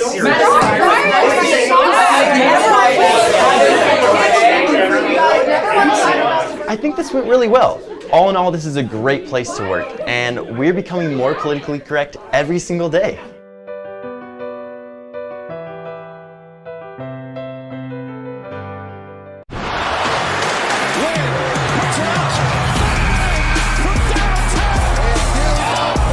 Hey everyone, welcome to the Breakaway podcast. I'm your host, Jon Root. We have a fantastic conversation right here. I think this is such an inflection point in women's sports, and luckily we have courageous people that are speaking out against trans women in sports. It's ruining women's sports. And the only way we really make a difference is by having people that are actually in these sports, in women's swimming right now, speaking out against Leah Thomas. Before I bring in our special guests, I do want you to check out our special episode we had about the MLB Hall of Fame. I go off on all these steroid users. Brian's got a little different take on Barry Bonds, but that is on Apple and Spotify podcasts. Also, you can check that out on YouTube. But without further ado, bringing in U.S. national team swimmer Gabby DeLoof, and we also have Team USA swimmer Erika Brown. Welcome to the Breakaway podcast. Thanks for having me. Thank you. Well, first off, I want to start with you, Erika, because obviously you were the very first active U.S. national team swimmer to speak out against Leah Thomas. A lot of people have heard about the Leah Thomas debate. I don't really think this should be a debate whatsoever. I think this is only something that's going to hurt and continue to hurt women's sports. So when you first saw this come into the scene, you know, what kind of empowered you to speak up? Because you were the very first, and it takes quite a bit to take that first leap.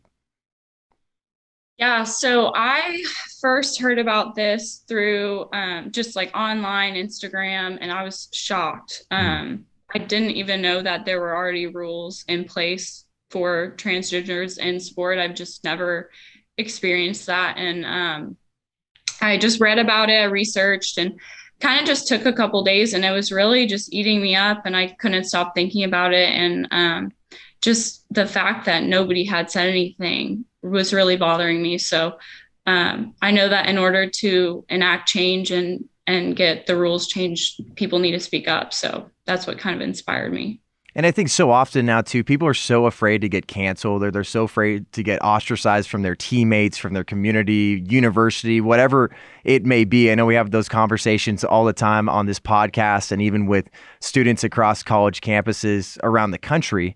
And I know we've even had Enes Kanter Freedom. He's made quite the stance that really goes against what the NBA really thinks about China. But you're someone that, you know, you're a 21-time All-American. You won 18 SEC titles. You have won medals in the Olympics. So you're someone that is nationally recognized, just like you, Gabby, that, you know, you are known in your sport. And you know that taking a stance like this was not going to be savory for a lot of people. So when you came out and basically said that I no longer want to be silent and I want to share something that's on my heart, have you gotten a good response from other people? And do you feel like this is a spark that could really light a fire and make a difference? Yeah, I personally got a lot of great feedback. I mean, there were a few negative people. Of course, that's always going to happen, but majority, 99% of people were very positive and agreed. But it's sad because so many of those people were athletes, even national team athletes, my Olympic teammates, because like you said, they don't want to get canceled. So I don't know, you know, how comfortable people will be speaking up. But for me, like I am not afraid to, because I'm really strong in my faith, and I'm not afraid of what people think of me. I know who I am. I know who God says I am. So that's kind of, you know, what allowed me to break through those fears and go ahead and put a statement out. And I think why it's so important too, I want to bring you in here, Gabby, is you seem to echo the sentiments from Erika. So you had a little response yourself, and it seemed like both of you did this in this sense of people just decide what you want to do. Like if you want to be known as a man or a woman, whatever it may be, but this is hurting our sport right now. And it seems like also Erika inspired you to speak out as well. Is that correct? Yeah, she did. I had contemplated coming out for a while. I was talking to my parents and some of my friends and teammates about it. And I was like, this is something that I really want to do, but I really need to be careful in how I say it. But I shouldn't even have to worry about other people. Like Erika said, like everyone's going to have their own opinions regardless if it's what I think or what they believe in. So Erika definitely inspired me to speak out, and I'm so glad that I did. And I would do it 100 times over, because we need to save women's sports. This is so important. Exactly. And I feel like this is something that if you stay silent, it's only going to get worse. And I feel like too often in our culture, people feel like they are so scared to, you know, stand by your faith. Like you talked about, Erika, it's like, hey, this is what I believe. And this is the best way you probably know how to love people, is by telling them the truth. And it seems like the world right now is telling people, no, it's my truth. I want to be known as this. And I think you don't have personal grudges against Leah Thomas, but there's this precedent that's been set. And it seems like the NCAA is not stepping up like they should, because there's a difference that you can make, but it goes to the higher powers and saying like, hey, you need to make sure that you protect our sports. Because right now I always ask, like, where are the feminists at? And I don't understand, if you're so up in arms about, you know, this lack of equality with women's sports, when you have a legitimate biological male that is dominating this sport, someone that spent 3 seasons on the University of Pennsylvania's swim team and is now transitioning over to the women's team, can you protect us? Can you do something about it? Have you been calling for the NCAA to make a difference? And have you gotten a response from them at all? Gabby, I'll start with you. I have not. I actually just had a Zoom call with Nancy. I believe her last name is Hogshead. She's a civil rights lawyer, Title IX activist, like all that stuff. And we're trying to get more people involved. And I can tell you there were 200 people on that Zoom call, 200. Wow. But no one's speaking out, because everyone is so scared of getting canceled because of this woke culture that we live in. And I know, I mean, I'm not an Olympian, my sister is and Erika is, but it's like, are you scared of losing sponsorships? Do you believe in women's sports? Like, are we going to go back on Title IX? That was just everything. Title IX happened in 1984, 1984. And we are now in 2022. That wasn't that long ago. So it's just like making we're going backwards. But to your point, no, I have not reached out to the NCAA. I'm planning on writing a letter to USA Swimming with their stance. They came forward last week, I believe, and there's nothing much to say. Yeah, because it seems like right now everything's like very arbitrary. And what they're saying right now is there's going to be a board of governors. They're going to decide a new transgender policy that's going to be a sport by sport approach. And I know even Dr. Emma Hilton, she's a developmental biologist from the University of Manchester. It's basically just saying you have a national board that doesn't have a policy, and then you got an international board that doesn't have a policy. And then that gets thrown to the international board that has no policy, and then it's sent to the IOC that has a no testosterone suppression requirement. So it seems like they're acting like they're doing something, but nothing's actually being done because there's no policy set in place. What do you think, Erika? What you were saying is completely correct. The governing bodies of swimming just keep pushing it to each other, and nothing is really getting done. And something you mentioned is the testosterone levels that the IOC has put in place, certain like hormone levels that you have to be under. But what I think is really important people aren't talking about is once a male goes through puberty, he has the lung capacity of a male, the muscle size, the body size. Those are all biological advantages that just taking hormone suppressants don't change. So I think those are things that those governing bodies need to be talking about. Just setting a limit on hormone levels is not going to help women's sports. Well, that's got to be insulting too, because they're dumbing women down to estrogen and they're dumbing men down to testosterone. They're saying that is the definition of a male or a female, and it totally takes out these advantages that males have with just their body type, biology, bone structure, like you talked about, lung capacity, all these aspects of science. Science is being thrown out the window in more ways than one. Gabby, I know you've been very vocal about the other aspect of science and Mr. Science right now, telling you how to live your life. But specifically for this instance here, we have to get back to the real science, the real biology, and know that this is about fairness and an equal playing field. And if we're going to allow biological men in these sports, it's pretty much the end of women's sports as we see it. Yeah, I mean, I agree. It's interesting because there isn't enough research for the transgender society and culture that we live in, but now we're just throwing transgender women into women's sports, and it's no longer men and women, it's women plus transgender females. And I mean, going back to the science, biologically, the Title IX rules, I think, need to be changed to what you were born biologically. Right now, I believe Title IX says that we will not discriminate based on sex and gender. But in order to protect women, we now need to change the Title IX rule to say based on what you were born as biologically. And I know it's going to be tough for the transgender community to hear that, but it just, I don't know. It kind of just boils my blood every time we talk about it or I see something. And it's really infuriating because now it's women don't matter. Women's mental health doesn't matter. We are now, like you said before, you have to agree with transgender females or this side of society. And if you have a voice, they're basically saying, screw you, you don't know what's right. But Erika and I and many other athletes are living in this sport. And I'm like, we are doing this to protect the future and our rights as women to compete.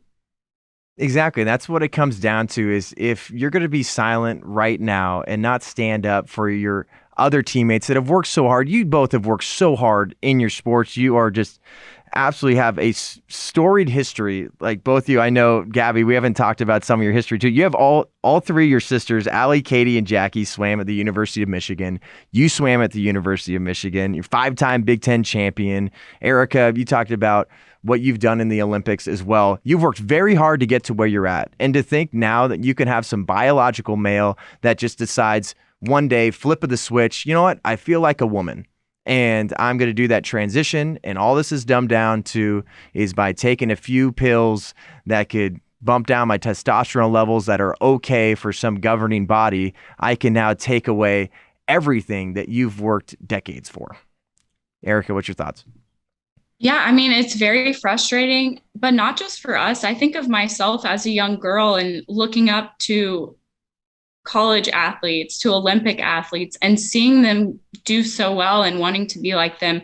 I can't imagine being that little girl and seeing a transgender take someone's place in the NCAA, in the Olympics. Who knows where this could go? That can be really defeating. So I think a big reason of why we want to speak up is for those young girls and for other women. Because, I mean, we've made it to a pretty high level and we've done a lot of great things in the sport, but what really matters is the entire group of women swimming. And then, Gabby, I want to continue to get your take on Title IX. Title IX's brought up quite a bit these days, and I think there can be some legalities that could actually help universities right here dealing with this situation when it says, hey, this is actually not protecting women's sports or women in general, and that could maybe be escalated to the Supreme Court and a real decision can be made. What do you think? Yeah, I mean, I'm all for the bill being passed. If it does, I think there's actually something in the works right now based off of the Zoom call that I had, but it's more about getting the word out there, emailing, calling our senators, and it's going to be really hard for this bill to be passed in the Supreme Court under the presidency that we have now. But if it's seen as a bipartisan bill, because I know there are people on both sides, not to turn anything political, but on both sides that agree with this, but no one wants to speak out. So it's going to have to come down to the Supreme Court rulings. I truly don't believe the NCAA and USA Swimming should really have a stance on this. I think this is something that is bigger than ourselves. And then, Erika, do you think this will actually come down to biologically, if you're a male, you play in male sports? If you're biologically a female, you will play in female sports. Like, do you think that is actually going to happen? Because I think might as well just start a transgender league if you feel like that's what you want to do. What do you think? I think starting a transgender league is a great way to mitigate this issue.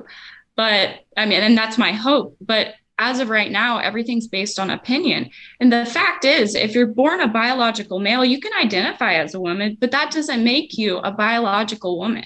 And you don't have the right to compete with biological women. And that might hurt your feelings, but that's the way the world works. And so if we continue to make rules based off of feelings, I mean, it might not pass, but it is my hope that we stick to the facts and change the rules. And that's so I know you were talking about, Gabby, this whole woke culture that we're in, and everyone's just like against the hierarchy and everything that's really suppressed women for so long and like stand up for women's rights. And that's exactly what you're doing. But they miss this here when it says this is going to cost scholarships. This is going to cost Olympic appearances. This is already costing. I know there's a lot of some high school athletes in Connecticut are saying like, this is wrong. It's putting these girls and women in a tough spot where they have to really speak up, because this is not just about 2022. This is not just about the women's swimming national championships that are coming up. This is about the future of women's sports. So when it comes to that, how do you continue to explain and ingrain in people that this is not just about Leah Thomas, this is about all of us, and this might even be about you, that might be sentimental to the LGBTQ and transgender community? Yeah, so it's really interesting you say that. I still train at the University of Michigan, and I had brief conversations with some of the women on the swim team, and I said, what are you guys gonna do come NCAAs in March? I was like, this doesn't directly affect me right now because I'm out of the NCAA and I no longer compete collegiately. But again, this will turn into a future issue that I want to protect for myself, for other females, for other people's daughters that can't speak up or don't know how to, or even for my daughters in the future. But again, yeah, it isn't directly a Leah Thomas situation. I just think because Leah Thomas has gotten so much publicity that it's become a Leah Thomas situation, but it shouldn't be. And I even got ostracized in my post. I said nothing about Leah Thomas, and everyone commented or harassed me, whatever you want to call it, on Instagram and said, I can't believe you're saying this stuff about Leah Thomas. What about her mental health? And I just sit back and I'm like, what about mine? Yep. As a female, what about biological women? This is not, again, I keep saying this isn't a Leah Thomas situation, but I just repeat myself. I'm so repetitive at the pool when I'm talking to my friends, and I'm open to have a conversation with people to see both sides, but I'm pretty firm on my opinion and what I believe in. But again, like, I'm open to the conversations, but I'm sticking to what I believe in. And that's just what I tell people. And I think that's obviously for you two, it's not a Leah Thomas situation, but a lot of people on the woke side of the conversation and people that just want to be all about like tolerance and acceptance are completely disregarding biological women here once again. And they're making it about Leah Thomas. Like this is like some superstar that is going to make so much progress, but they are just really losing the fact here that, you know, even Leah Thomas coming out and saying like, this is completely fair. And it's easy for someone like Leah Thomas to say that when they're absolutely dominating these races. And Erika, my question for you would be, when we have the national championships for women's swimming coming up this year in March, what do you think is going to happen? Do you think there needs to be some other swimmers that boycott, which is a very tough decision? Obviously, we've had that conversation about the Olympics here, about what athletes should do about boycotting because they care about human rights. Here, do you feel like coaches and athletes should boycott, or should we expect some sort of decision to be made by the NCAA before the national championships? Well, based on what the NCAA has released, it doesn't look like they're going to change anything. So the coaches and the teams should boycott, but knowing how it feels to swim at NCAAs and you're scoring points for your team, you have that responsibility to take care of your team. So no matter what, you have to get in and do the work. So I think, you know, based on what's happened so far, I think people are going to need to stand up and say something. But if I was in that position, I would still be competing because you're competing for your team. And it's going to take a lot of work, a lot of voices to stand up and speak out about what's right. But it's hard because, like Gabby said, you can come out with a statement that's very kind, very straight to the point, and factually based, and people that don't agree will take it and twist it into something that it isn't. And that's what will get, you know, broadcasted out. So it's very hard. I understand why people are struggling to say something. Well, and that's why I'm so glad that we're having this conversation here, because so many people, they can read just a little statement from you two, and you poured your hearts into those statements. There was a lot of love, a lot of grace, and trying to find some sort of way forward here to not only protect your own careers, but the career of women now and for the future of your sport. Because it's not just about college athletics. This is about professional athletics as well. And it's not just about swimming. It's all across the board. But like you said, Erika, there's people that need to speak out. And did you hear when the Rice swim coach, Seth Hudson, spoke out? I know he's been there for about 19 years, was a 4-time Conference USA Coach of the Year, basically saying it's a black and white situation right now. You compete as what you're biologically born as. It's as simple as that. What do you think about that response if you heard that? We'll start with you, Gabby. I heard it. My sister sent it to me. I read the article and I was like, it's about time that a swim coach came out and said something. And I had a talk with a former coach of mine, and everyone is scared to lose their jobs and being canceled. And it's not fair. It is not fair that we should be silenced to our opinions and everyone else can have theirs if they agree with whatever else is going on. I hope more coaches stand up. And I mean, it's even, I don't know. I think it's funny that I come in every day to the pool and I'm like, what do these coaches think? We have men and we have women. Like, I know they all know what's going on, but I'm just like, do you really believe in women's sport or do you not? And the funny part about this whole situation is he didn't get canceled. Like, they didn't fire him. There wasn't some backlash from Rice that said, we don't stand with our coach at all. And hopefully that's something that just empowers more people to think, well, maybe people do agree with me. Maybe I'm not just the silent majority in this situation, that this is something I could talk about and my career can be protected and I could still hold on to my friends or my scholarship or whatever it may be, or sponsors, whatever it may be. Right. Yeah, I agree. I hope more people come forward. It needs to be done. It needs to be said. And I'm grateful Erika was the first one to come out. And I know not many people have come out since then, but there's been an outpouring of support from a lot of people. And I'm like, okay, I'm waiting for the rest of you to come out and say something. What's it going to take to get people to speak out? Because I know we have so many of these conversations, especially just this woke world that we live in right now. There's so many people that fill my DMs too. And I know I come from a big sports media background, and I was afraid to like tweets on Twitter because I didn't want to get on my feed and people to know that I was conservative or what I really thought about transgender sports or whatever it may be. But there's people that fill my DMs and are like, thank you for saying this, or thank you for bringing up this topic. It's like, well, why don't you do that? But I don't think it's a safe place for everybody, but at least you two are calling out like, hey, teammates, we talk about this in our group chats or we chat about this in person. Can you at least have some courage to stand with me here? Because they have to know you're standing up for them as well. What do you think, Erika? Yeah, I mean, I completely agree. And it's really frustrating. But I think the world we live in today, everyone's so worried about what other people think of them. And you go on social media and people can just comment such hateful things. So you have to be really strong in who you are and not care what people say about you. I think that's the key piece to being able to step up and say something. Just deciding that you don't care what other people think and you know who you are. And as long as it's done in love and you're staying true to who you are, then I think that's really important. Who do you think would need to step up and say something that could really make a massive difference? Would it need to be a big swimmer like Katie Ledecky to say something in order to really put more pressure on the governing bodies here to protect and preserve women's sports? Gabby, what do you think?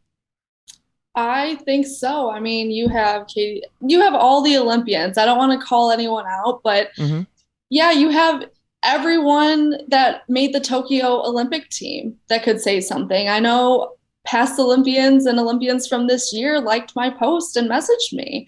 And again, I think they're worried of potentially losing sponsorships, but I think that's why they have agents and lawyers involved for that. But again, I think it's not even just in the swimming world, the big names. I think there could be track stars that come out because there's now a transgender athlete in women's track. Like it could be anyone from any sport. I don't know what the car racing thing is, like BMX or something like that. Oh yeah, like motocross or something. Yeah. One of those guys commented on my post and was like, thanks for standing up and saying something. Like at this point, I think if anyone has a name in the sport, if you're male or female, come out and say it.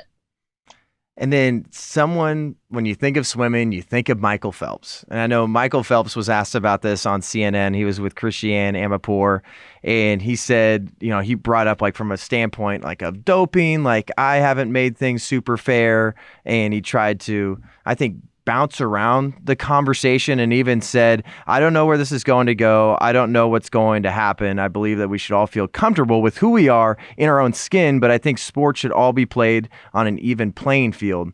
So it sounds like Michael Phelps, and I know obviously you aren't on this podcast that calls specific people out, but you are calling to encourage people to speak up. And I think if anybody was really going to make a massive difference, probably Michael Phelps, because that is just a household name around here. And if he's just going to dance around the situation, you need support. And it's not just women standing up for women. This is why I love this conversation, because I will speak about this till I'm blue in the face, because women's sports needs to be protected. And we need to have people like Michael Phelps actually take a stance on this and not just bounce around, basically. What do you think, Erika? Yeah, definitely. I think we need big names in swimming, and we need a lot of numbers. Like Gabby said, everyone's talking about it behind closed doors, but then, on social media, they don't want to talk about it. It's funny because whatever is trending or woke, whatever's looks good, you know, all the virtue signaling that has happened, they'll post about that. But then something that they might get negative feedback about, they don't want to post. And like I said, it's hard because those negative people are the loudest, but we need more numbers, and we definitely need high profile athletes to stand up and say something. And then I feel like I'm always pretty blunt about this to say, if LeBron James wanted to become a woman tomorrow, he would score 10,000 points a game in the WNBA. And that's not to say that the skill set of these women isn't incredible, that they aren't unbelievable athletes, but there's an advantage. And there's a reason why this is ruined women's sports compared to the flip side of things. There isn't going to be a WNBA player that says, I am now a man, that's going to jump into the NBA. And I feel like that's a part of the conversation that isn't brought up at all, and get people to really realize here, like, this is, once again, about protecting the integrity of the sport. Be who you want to be, but know that if we want this to be fair, we have to understand that analogy of there's a reason why men are flocking to women's sports and finding a lot of success and not the other way around. What do you think, Gabby? I mean, I agree 100%.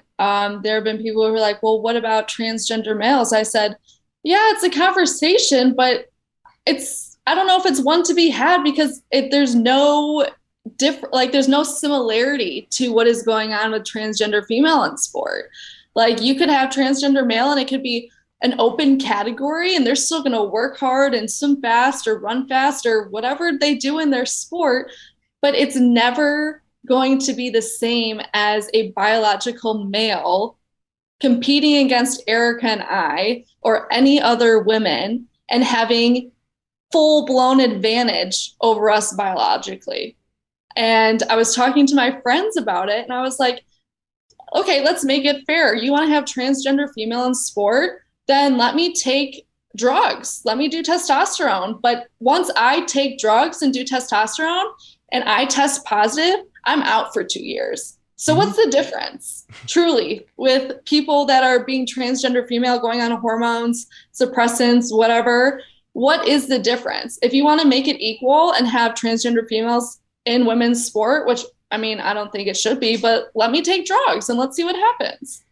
And then Erika too, I'm sure you, from like the Christian standpoint, like, once again, Gabby, that's so spot on. Like, it's obviously they're moving the goalposts for people and acting like they're tolerant. But Erika, you, from a Christian standpoint, you talk about this idea of truth and love, and this is the best way you know how to love and care for people like Leah Thomas, by giving them the truth. Because I think this is not only just hurting women's sports, this is hurting people like Leah Thomas to be cheered on and say, you can be whoever you want to be. Totally disregard biology, totally disregard the way God made us. This is about caring for Leah Thomas, and I feel like that part of the conversation is just not brought up at all. Yeah, absolutely. I mean, it's really popular now to have my truth. And there is no my truth. Also, real quick, that is so triggering for me. Anytime I hear somebody say my truth, I lose it. I hate that phrase. There's the truth. That's it. There's not my truth. That's it. There's only the truth. I feel the same way. And so it's so frustrating when I see that and I hear that, there's only the truth. And I think the reason we're having such issues with this topic is people don't want to look at the truth. They only want to look at, oh, well, she doesn't want to get her feelings hurt, or this is her truth. We're really proud of her. But that's not what we're talking about. We're talking about the facts, and she cannot compete as a biological woman. And it's just fact. We need to focus on fact and not feelings. Tell me this. I want to get an answer from both of you. We're going to start with you, Gabby. If you had a sit-down conversation with Leah Thomas, what would you say? Honestly, that's a very tough question to answer right now. But if I were to sit down with Leah Thomas and have a conversation with her, one, I'd probably say, I'm proud of you for being a transgender female and wanting to compete in your sport, but why? Like, do you know what you're doing to biological females? Do you understand what kind of pressure to even that she's putting on her teammates. If Leah was one of my teammates, I think I'd walk off the pool deck. I don't think I'd compete anymore, honestly. But even going back to what Erika was saying, like, it's so tough because when you compete at NCAAs, you are swimming for a team and something bigger than yourself. And with COVID happening, everyone wants to compete. But just in my head, how do you think this is fair? How do you think this is right? How do you feel swimming next to your female teammates that are biological women and you beat them every single day? Or you finish a race, what goes through your head when you beat them by 30 seconds? And I know Ledecky does that too, but Ledecky is, I think, on a different spectrum, but it's just, in my head, I just have why? Just truly why? What, do you feel okay going to bed at night, competing against biological women? Does it make you happy to put these females under these types of pressure? And I don't know. I guess just why, really. Erika, what would you say to Leah Thomas if you had a sit-down conversation yourself? I would ask her something similar, but just basically, how do you go from being 552nd as a male and the 200 free to first as a woman without biological advantage? And do you feel guilt about that? Ultimately, she is following the rules, but based on her statements, it seems like she doesn't feel, any guilt about it. She feels like she's doing the right thing. So I would like to ask her, how do you go from being in such a low position to the best in the nation without advantage? And then I know too, it's just everyone can hear both of your hearts behind this whole situation. This isn't just some sort of attack on one person. I think a lot of people like to dumb that down, where it's just all Gabby and Erika want to do is just try to halt progress, and because we're really moving forward in a great place in the world. A lot of people really believe that. But once again, it's not about this one person. And then also knowing, I asked that question because that conversation, that if you had that one-on-one conversation with Leah Thomas, that's not what would make the difference. The NCAA needs to make the difference. The International Olympic Committee, people in power need to make the difference. You can have great little conversations and we can complain about this stuff. We can put out great statements, but you guys want to enact change. So my question would be, Gabby, what's the next step here? And what are you planning on doing to ensure that women's sports are protected? I think the next step is being involved in trying to get as many people to speak out about it, or even call senators and email, do whatever. I think I believe this issue will be taken to the Supreme Court. I think people still need to speak out. And I know social media misconstrues everything, or everyone takes it and twists it in some way. And some people like to hide behind a screen and are worried about what people think. But I think people need to truly stand up and continue to speak. And my future plans for this are to be in touch with Nancy, because I know she has a lot of people a part of this transgender female issue. And I also think, I was talking to Erika, I'm still planning on writing my letter to USA Swimming and getting a lot of women behind protecting females in sport.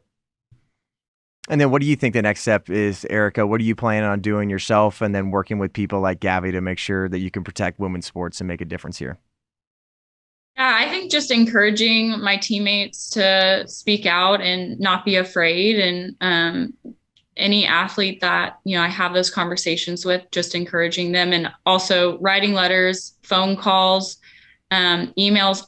It's really important. And just having those conversations with those governing bodies, just to get the conversation started. They can only put it off for so long. Something has to change if we're all speaking up. And I think there's so many people out there that aren't courageous like you two, and they're just waiting for someone else to make the difference. But I think there's this aspect, just like you brought up earlier, Gabby, it's a team. That swimming is a team sport. You're only as strong as your weakest link. And to know that there's strength in numbers here. If you get people to speak up and start, all you want to do is just have a sit-down conversation and just realize, hey, this is why we feel wronged. This is why this is not helping this specific sport or women in general. Gabby, how do you specifically encourage people, though? You want people to speak up, but not everybody has a religious background where they really subscribe to a certain line of thinking about how God made them or something like that. How do you encourage people to really step up and know this is more important than just yourself? You're probably going to lose friends. You might have some awkward time with your family. This could hurt you with sponsorships, but at least you're doing this for maybe your future children or future future NCAA swimmers and Olympians. Yeah, I think just the repetitive wordage of like, this isn't just about you and how you feel. And you know what? If you have friends and even family members that don't agree with you, then you know what? You don't need them in your life anyway. They shouldn't be your friends if they can't respect what you believe in or feel. And I think just having these conversations, especially with women, I know the majority of the males that I talk to are in full support of this, but they're kind of like, well, what can we do? Because we're not a part of the conversation. It doesn't have anything to do with us. I'm glad you bring that up, but I don't mean to cut you off, but that was going to be another one of my questions here is like, so often we're just ostracizing one gender, and also just plain and simple, there are two genders, ladies and gentlemen. That's it. There's men and women, and you realize you need men to help out here. This isn't just a women's issue, and I feel like that's why I will always speak about it, because sports have been a huge part of my life. It will always be a huge part of my life, but men need to say something about this, because their voices can make a huge difference partnering with you too. Right. I agree 100%. In my mind, I would see it as, okay, I think the men should boycott NCAAs. That might make a difference. I don't know. Every woman is not going to, I think women are so vulnerable and scared anyway, and their confidence is already so low at the college level that they don't really know who they are, what they want to believe in. And, you know, that's hard as it is, but then to come out and say something that only 1% right now of women are saying, it's like, how do you go about that? But I think, again, just going back to your question, is just having the open conversation about it, not being scared to talk about it, and telling these people, hey, I'm not going to force you to come out on social media, but just have a conversation about it with your family, with your friends, keep bringing it up. And you know what, if the bill comes around, you can call anonymously. No one's going to know if you called. I'm not going to ask you, hey, did you do this? Hey, when are you coming out on social media? I just want you to protect yourself as a female, as a woman in this society, protect future swimmers, future athletes, and your future daughters. That's really what it is. So you know what?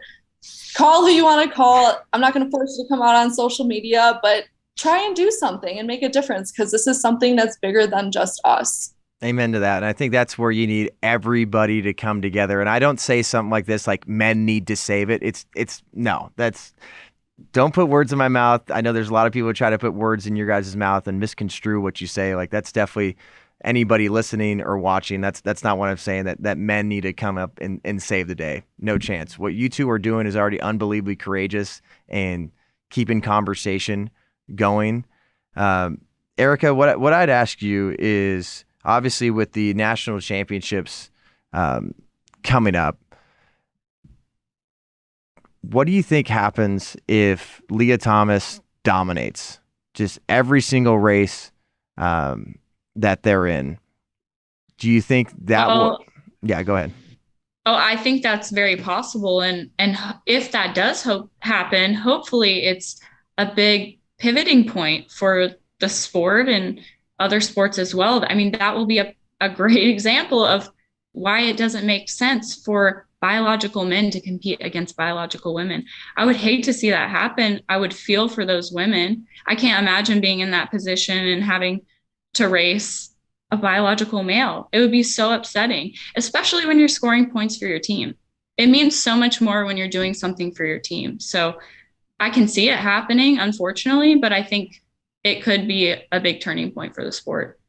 And I would hope. Yeah, I hope so too. And I think it's going to be so interesting to see what happens here. And like you say, like, unfortunately, like, I have absolutely no optimism that the NCAA is going to make some sort of move that's going to protect the other women swimmers. So hopefully they just take a courageous stand, and whether they boycott, maybe have like the old University of Pennsylvania men's team swimmers do something themselves, like make some sort of stand, because if you just keep letting this go, it's going to get worse and worse and worse. Just like I think a lot of aspects of our society, and we talk about censorship quite a bit. I think we allowed a lot of big tech companies to really take a lot of liberties, and then it got so bad, but we could have made a difference earlier. And I think that's what's going to happen here with transgenders in sports. And then Gabby, what I would ask you is, anytime people look to women's sports, it seems like the superstar that at least the woke side of the aisle and ESPN wants to prop up to stand up for women's sports is Megan Rapinoe. And Megan Rapinoe has had quite a bit to say about lack of equality when it comes to the U.S. men's national soccer team compared to their team. And it seems like if she really cares about women's sports, her voice could make a huge difference here. Do you think she would speak out? And if she just refuses to speak out, what do you think that really says about her and her pretending to really care about women and athletics? Well, it's an interesting question. And I think it also goes back to like, where are the feminists at? Yep.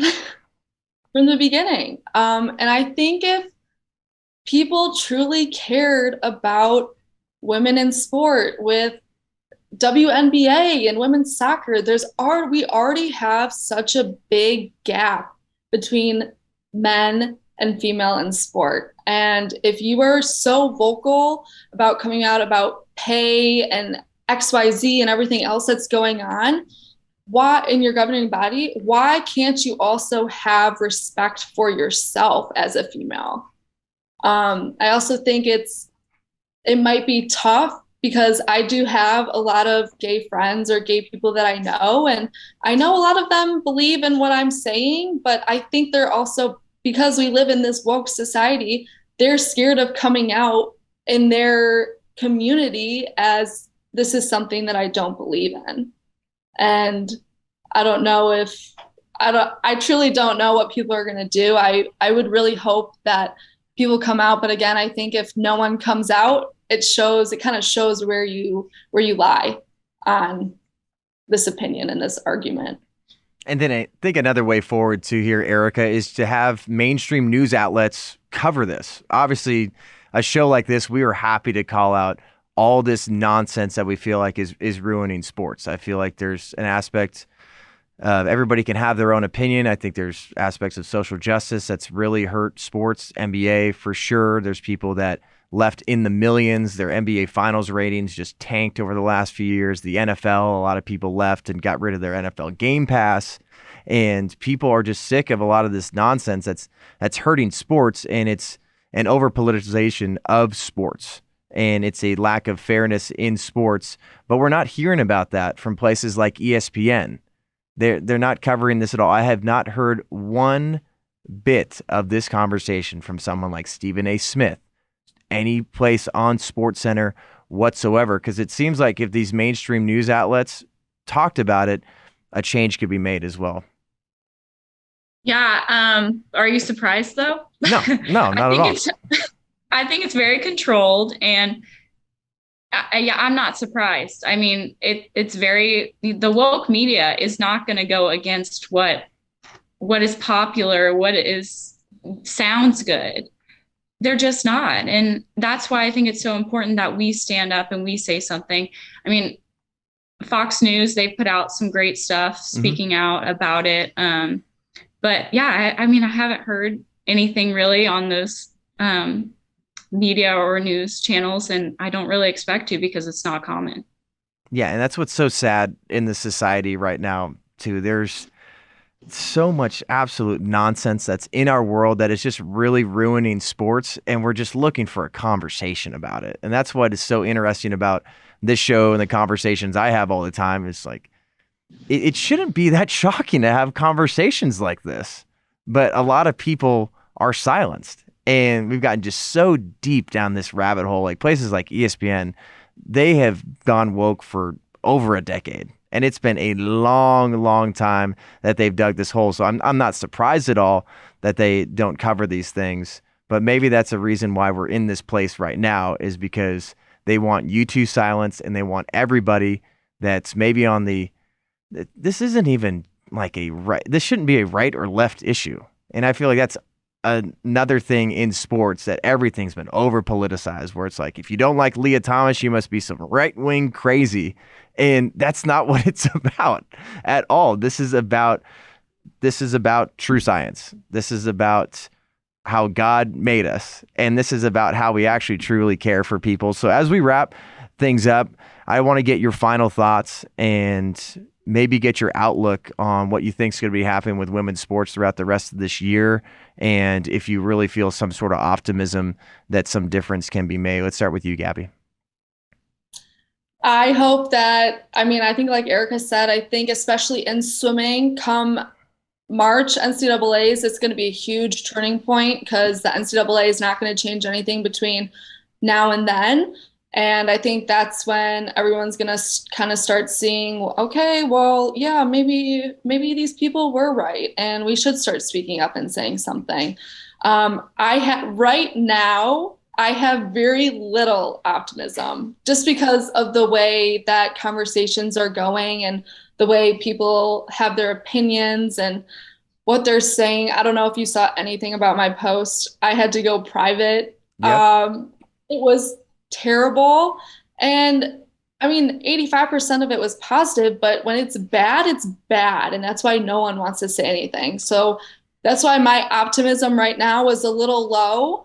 But I think come March, April, May, come when track's starting up again, swimming is going to go into long course, like sports are going to become more active. And I think as we move towards the spring and summer, I think more people are going to come out. And I hope that people will say something.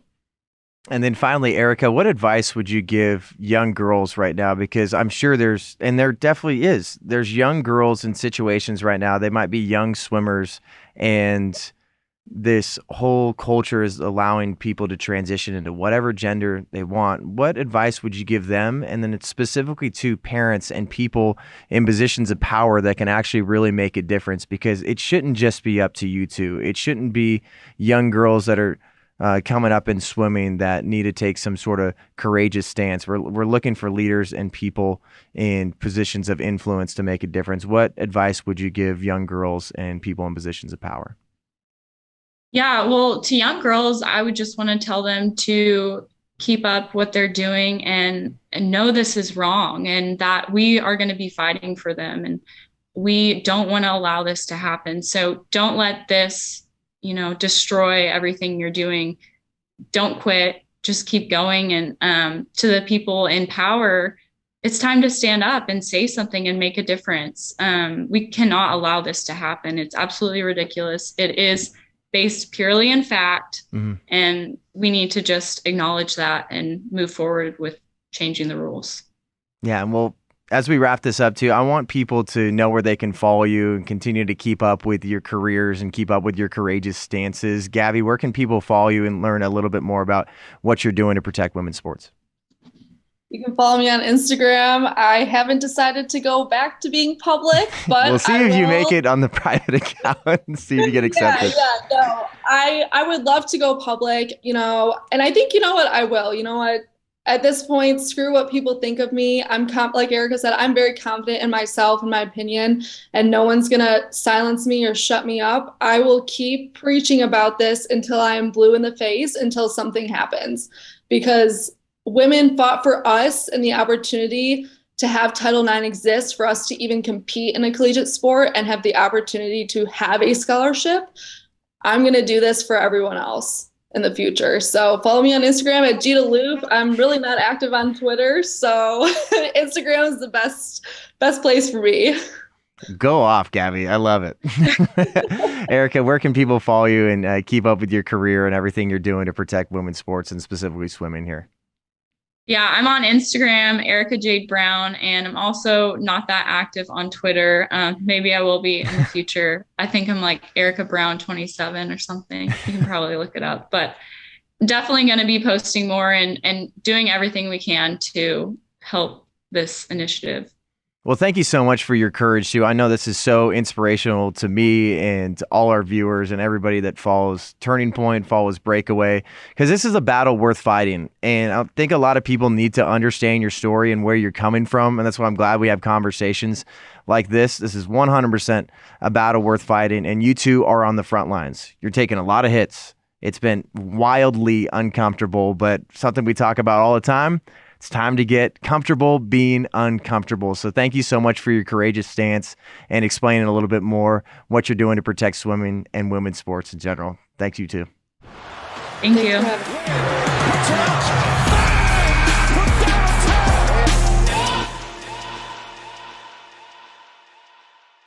How much does the earth cost? I'm gonna buy the entire earth.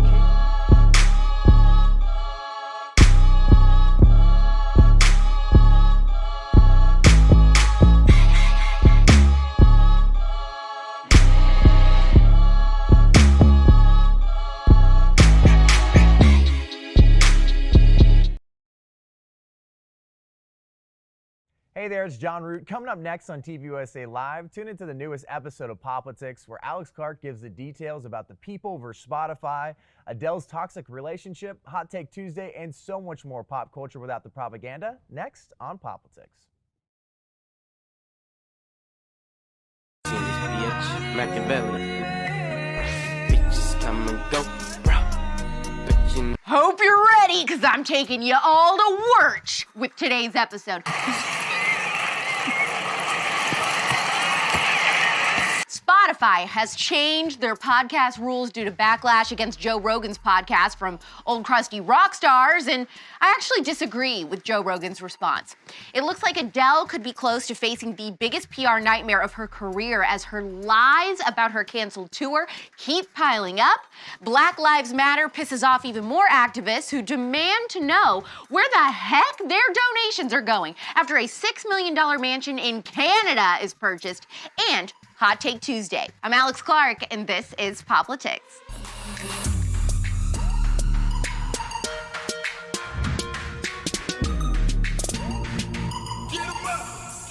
I'm not gonna lie to you. Sometimes I don't feel super confident about the state of our country. Sometimes I don't feel like we're winning the culture war. There's days I feel like the enemy has a big gain on us, and then there are other days where I just feel exhausted from it all. Today is one of those days. I'm tired of talking. I'm tired of training. Neil Young, who, do you even know who that is? Yeah.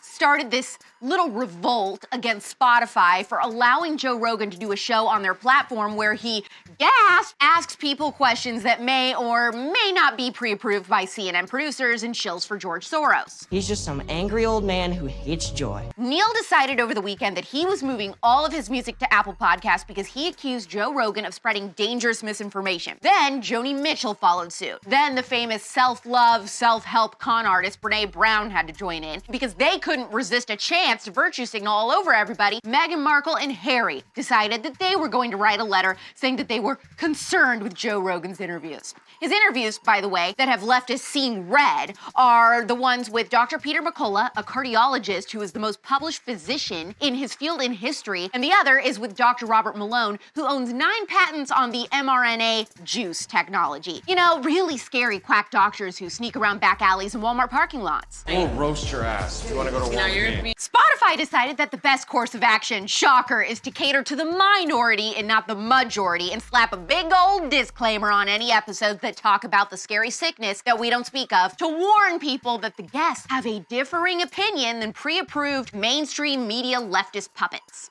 I don't know who you are or where you came from, but from now on, you do as I tell you, okay?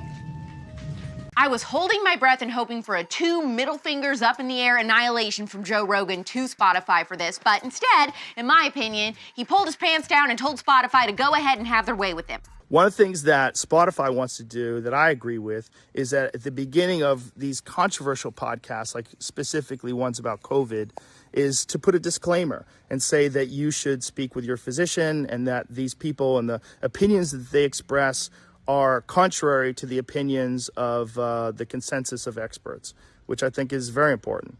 Sure, have that on there. I'm very happy with that. whatever at this point. I wish Joe Rogan would have never signed with Spotify. They have proven time and time again that they're going to just slowly close the walls in on him, and he just accepts it. When they took down a couple of his episodes, he didn't care. Now they're gonna slap a warning on episodes having to do with the big C, and he doesn't care about that either. He thinks it's for the best. Sorry, I'm out of F's to give. If his show ends up getting completely Alex Jones did in the next couple years, I won't be surprised, and I really don't care. This is what the con is to being a die-hard moderate. You refuse to take a hard stance and accept that sometimes there isn't a middle ground. Everything isn't black or white, and then they screw you over.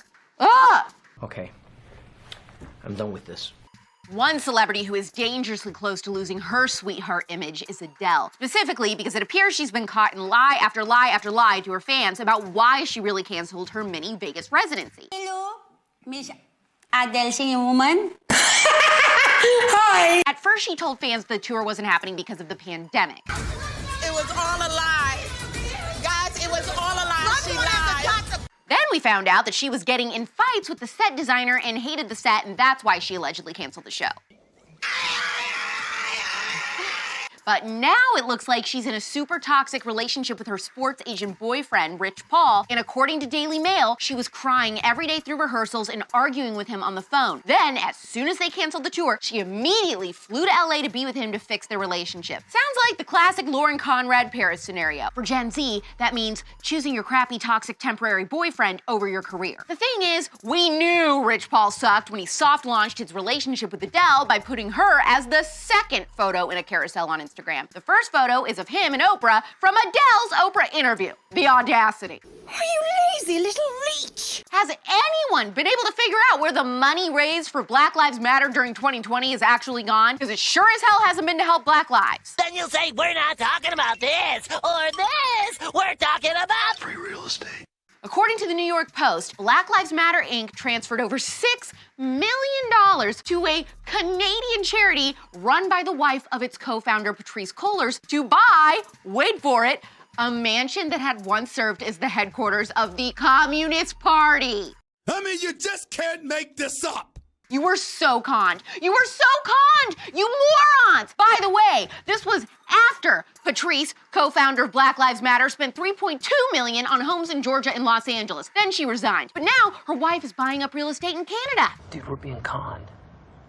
At least 2 senior members of BLM Canada are pissed. They said they don't think it's right that their organization is taking money from the main Black Lives Matter fund and using it to buy things without consulting with other activist leaders. LOL. Honey, you are all pawns. Don't you see it? This was a get-rich-quick scheme for a couple of self-proclaimed Marxists while they dupe you into the very policies that will keep you poor and miserable. I pity you. Here's a few more headlines you need to know. Hit it and quit it. It's Hot Take Tuesday. Hot Take Tuesday. The 2019 winner of Miss USA, Chesley Christ, jumped to her death from her luxury 60-story building in Midtown New York City Sunday morning. Just absolutely devastating and disturbing. The last photo she posted on Instagram a few hours before said, "May this day bring you rest and peace." If you are struggling with anything at all, anxiety, depression, suicide, or even school, text HOME to 741-741. Jason Momoa is living in an RV after his breakup with Lisa Bonet. First off, I am 35 years old, I am divorced, and I live in a van down by the river. Oh, it's no van. It's a $750,000 RV. Are you peeing? What? Can you move further from the van? Peyton Manning gave a sports play-by-play of Emily in Paris for SNL, and it was amazing. This is a classic showdown between Emily's career and her love life. Early on, the O's were getting completely dominated by the X's. And there were a lot of X's, if you know what I mean. I do not, no. Gabrielle, Matthew Cadeau, Timothy, Doug from Chicago, obviously. Now Emily wants to go deep on a relationship with Gabrielle and to get ahead at work. But as long as Camille's blocking her, she's got to go through her progressions and check down to Alfie in the flat. Sure, it feels like a broken play, and she's just dumping it off, but emotionally, she's making forward progress. How much time did you spend on this? And don't even get me started on the coaching, okay? Her friend Mindy seriously told Emily to break her pinky promise to forget about Gabrielle and stay true to Alfie. Sacre bleu, man. It's almost halftime. time of season 2. You gotta call a timeout there. Ooh la la, more like, oh no, you didn't, girl. Extremely random conservatee, Sarah Palin is allegedly hooking up with former New York Rangers player Ron Duguay. They've been spotted going out together in New York City, and he's hot, so if it's true, get it, Sarah. Looks done that body good. Total sidebar before we end things today, Rihanna's pregnancy announcement. Absolutely iconic. I think it's one of my favorite celebrity pregnancy announcements of all time. Way better than Beyonce because it was still high fashion, but yet relatable in some way. Maybe because it was just like her and ASAP just chilling, walking through the street, you know, tummy hanging out in the cold weather. Very relatable, something we all go through on a daily basis. And no, I'm kidding about that, but I loved it. I loved it. Happy for Riri, happy for ASAP. I think they should get married. It's love. Now, I knew the Abby Johnson interview on The Spillover was going to be controversial. We prepared ourselves for that, and it has definitely been spicy reading your hot takes about it. If you haven't listened yet, you need to catch up. Subscribe to The Spillover on Apple Podcasts and Spotify. Leave a 5-star review. Tell me what you think. If you enjoyed Angry Alex this episode, tap the heart. Did you agree with Joe Rogan's response to the backlash or not? You should tag Tula Skincare in the comments of this episode since, you know, they love Black Lives Matter so much, and ask them how they feel about this latest news. DM this episode to your best friend. Ask them if they'd like to come to Worm Church with you this Sunday. Also, hit the save button if you like what we do. We're back tomorrow at 4 p.m. Eastern, 1 p.m. Pacific. It's pop culture without the propaganda every single day. I'm Alex Clark, and this is Poplitics. Support Poplitics, the first ever conservative pop culture daily show, by subscribing to our channel, turning on notifications, and of course, hitting the thumbs up. Also, our main home is on Instagram. Seriously, just trust me, that's where the real magic happens. Follow us there at Poplitics.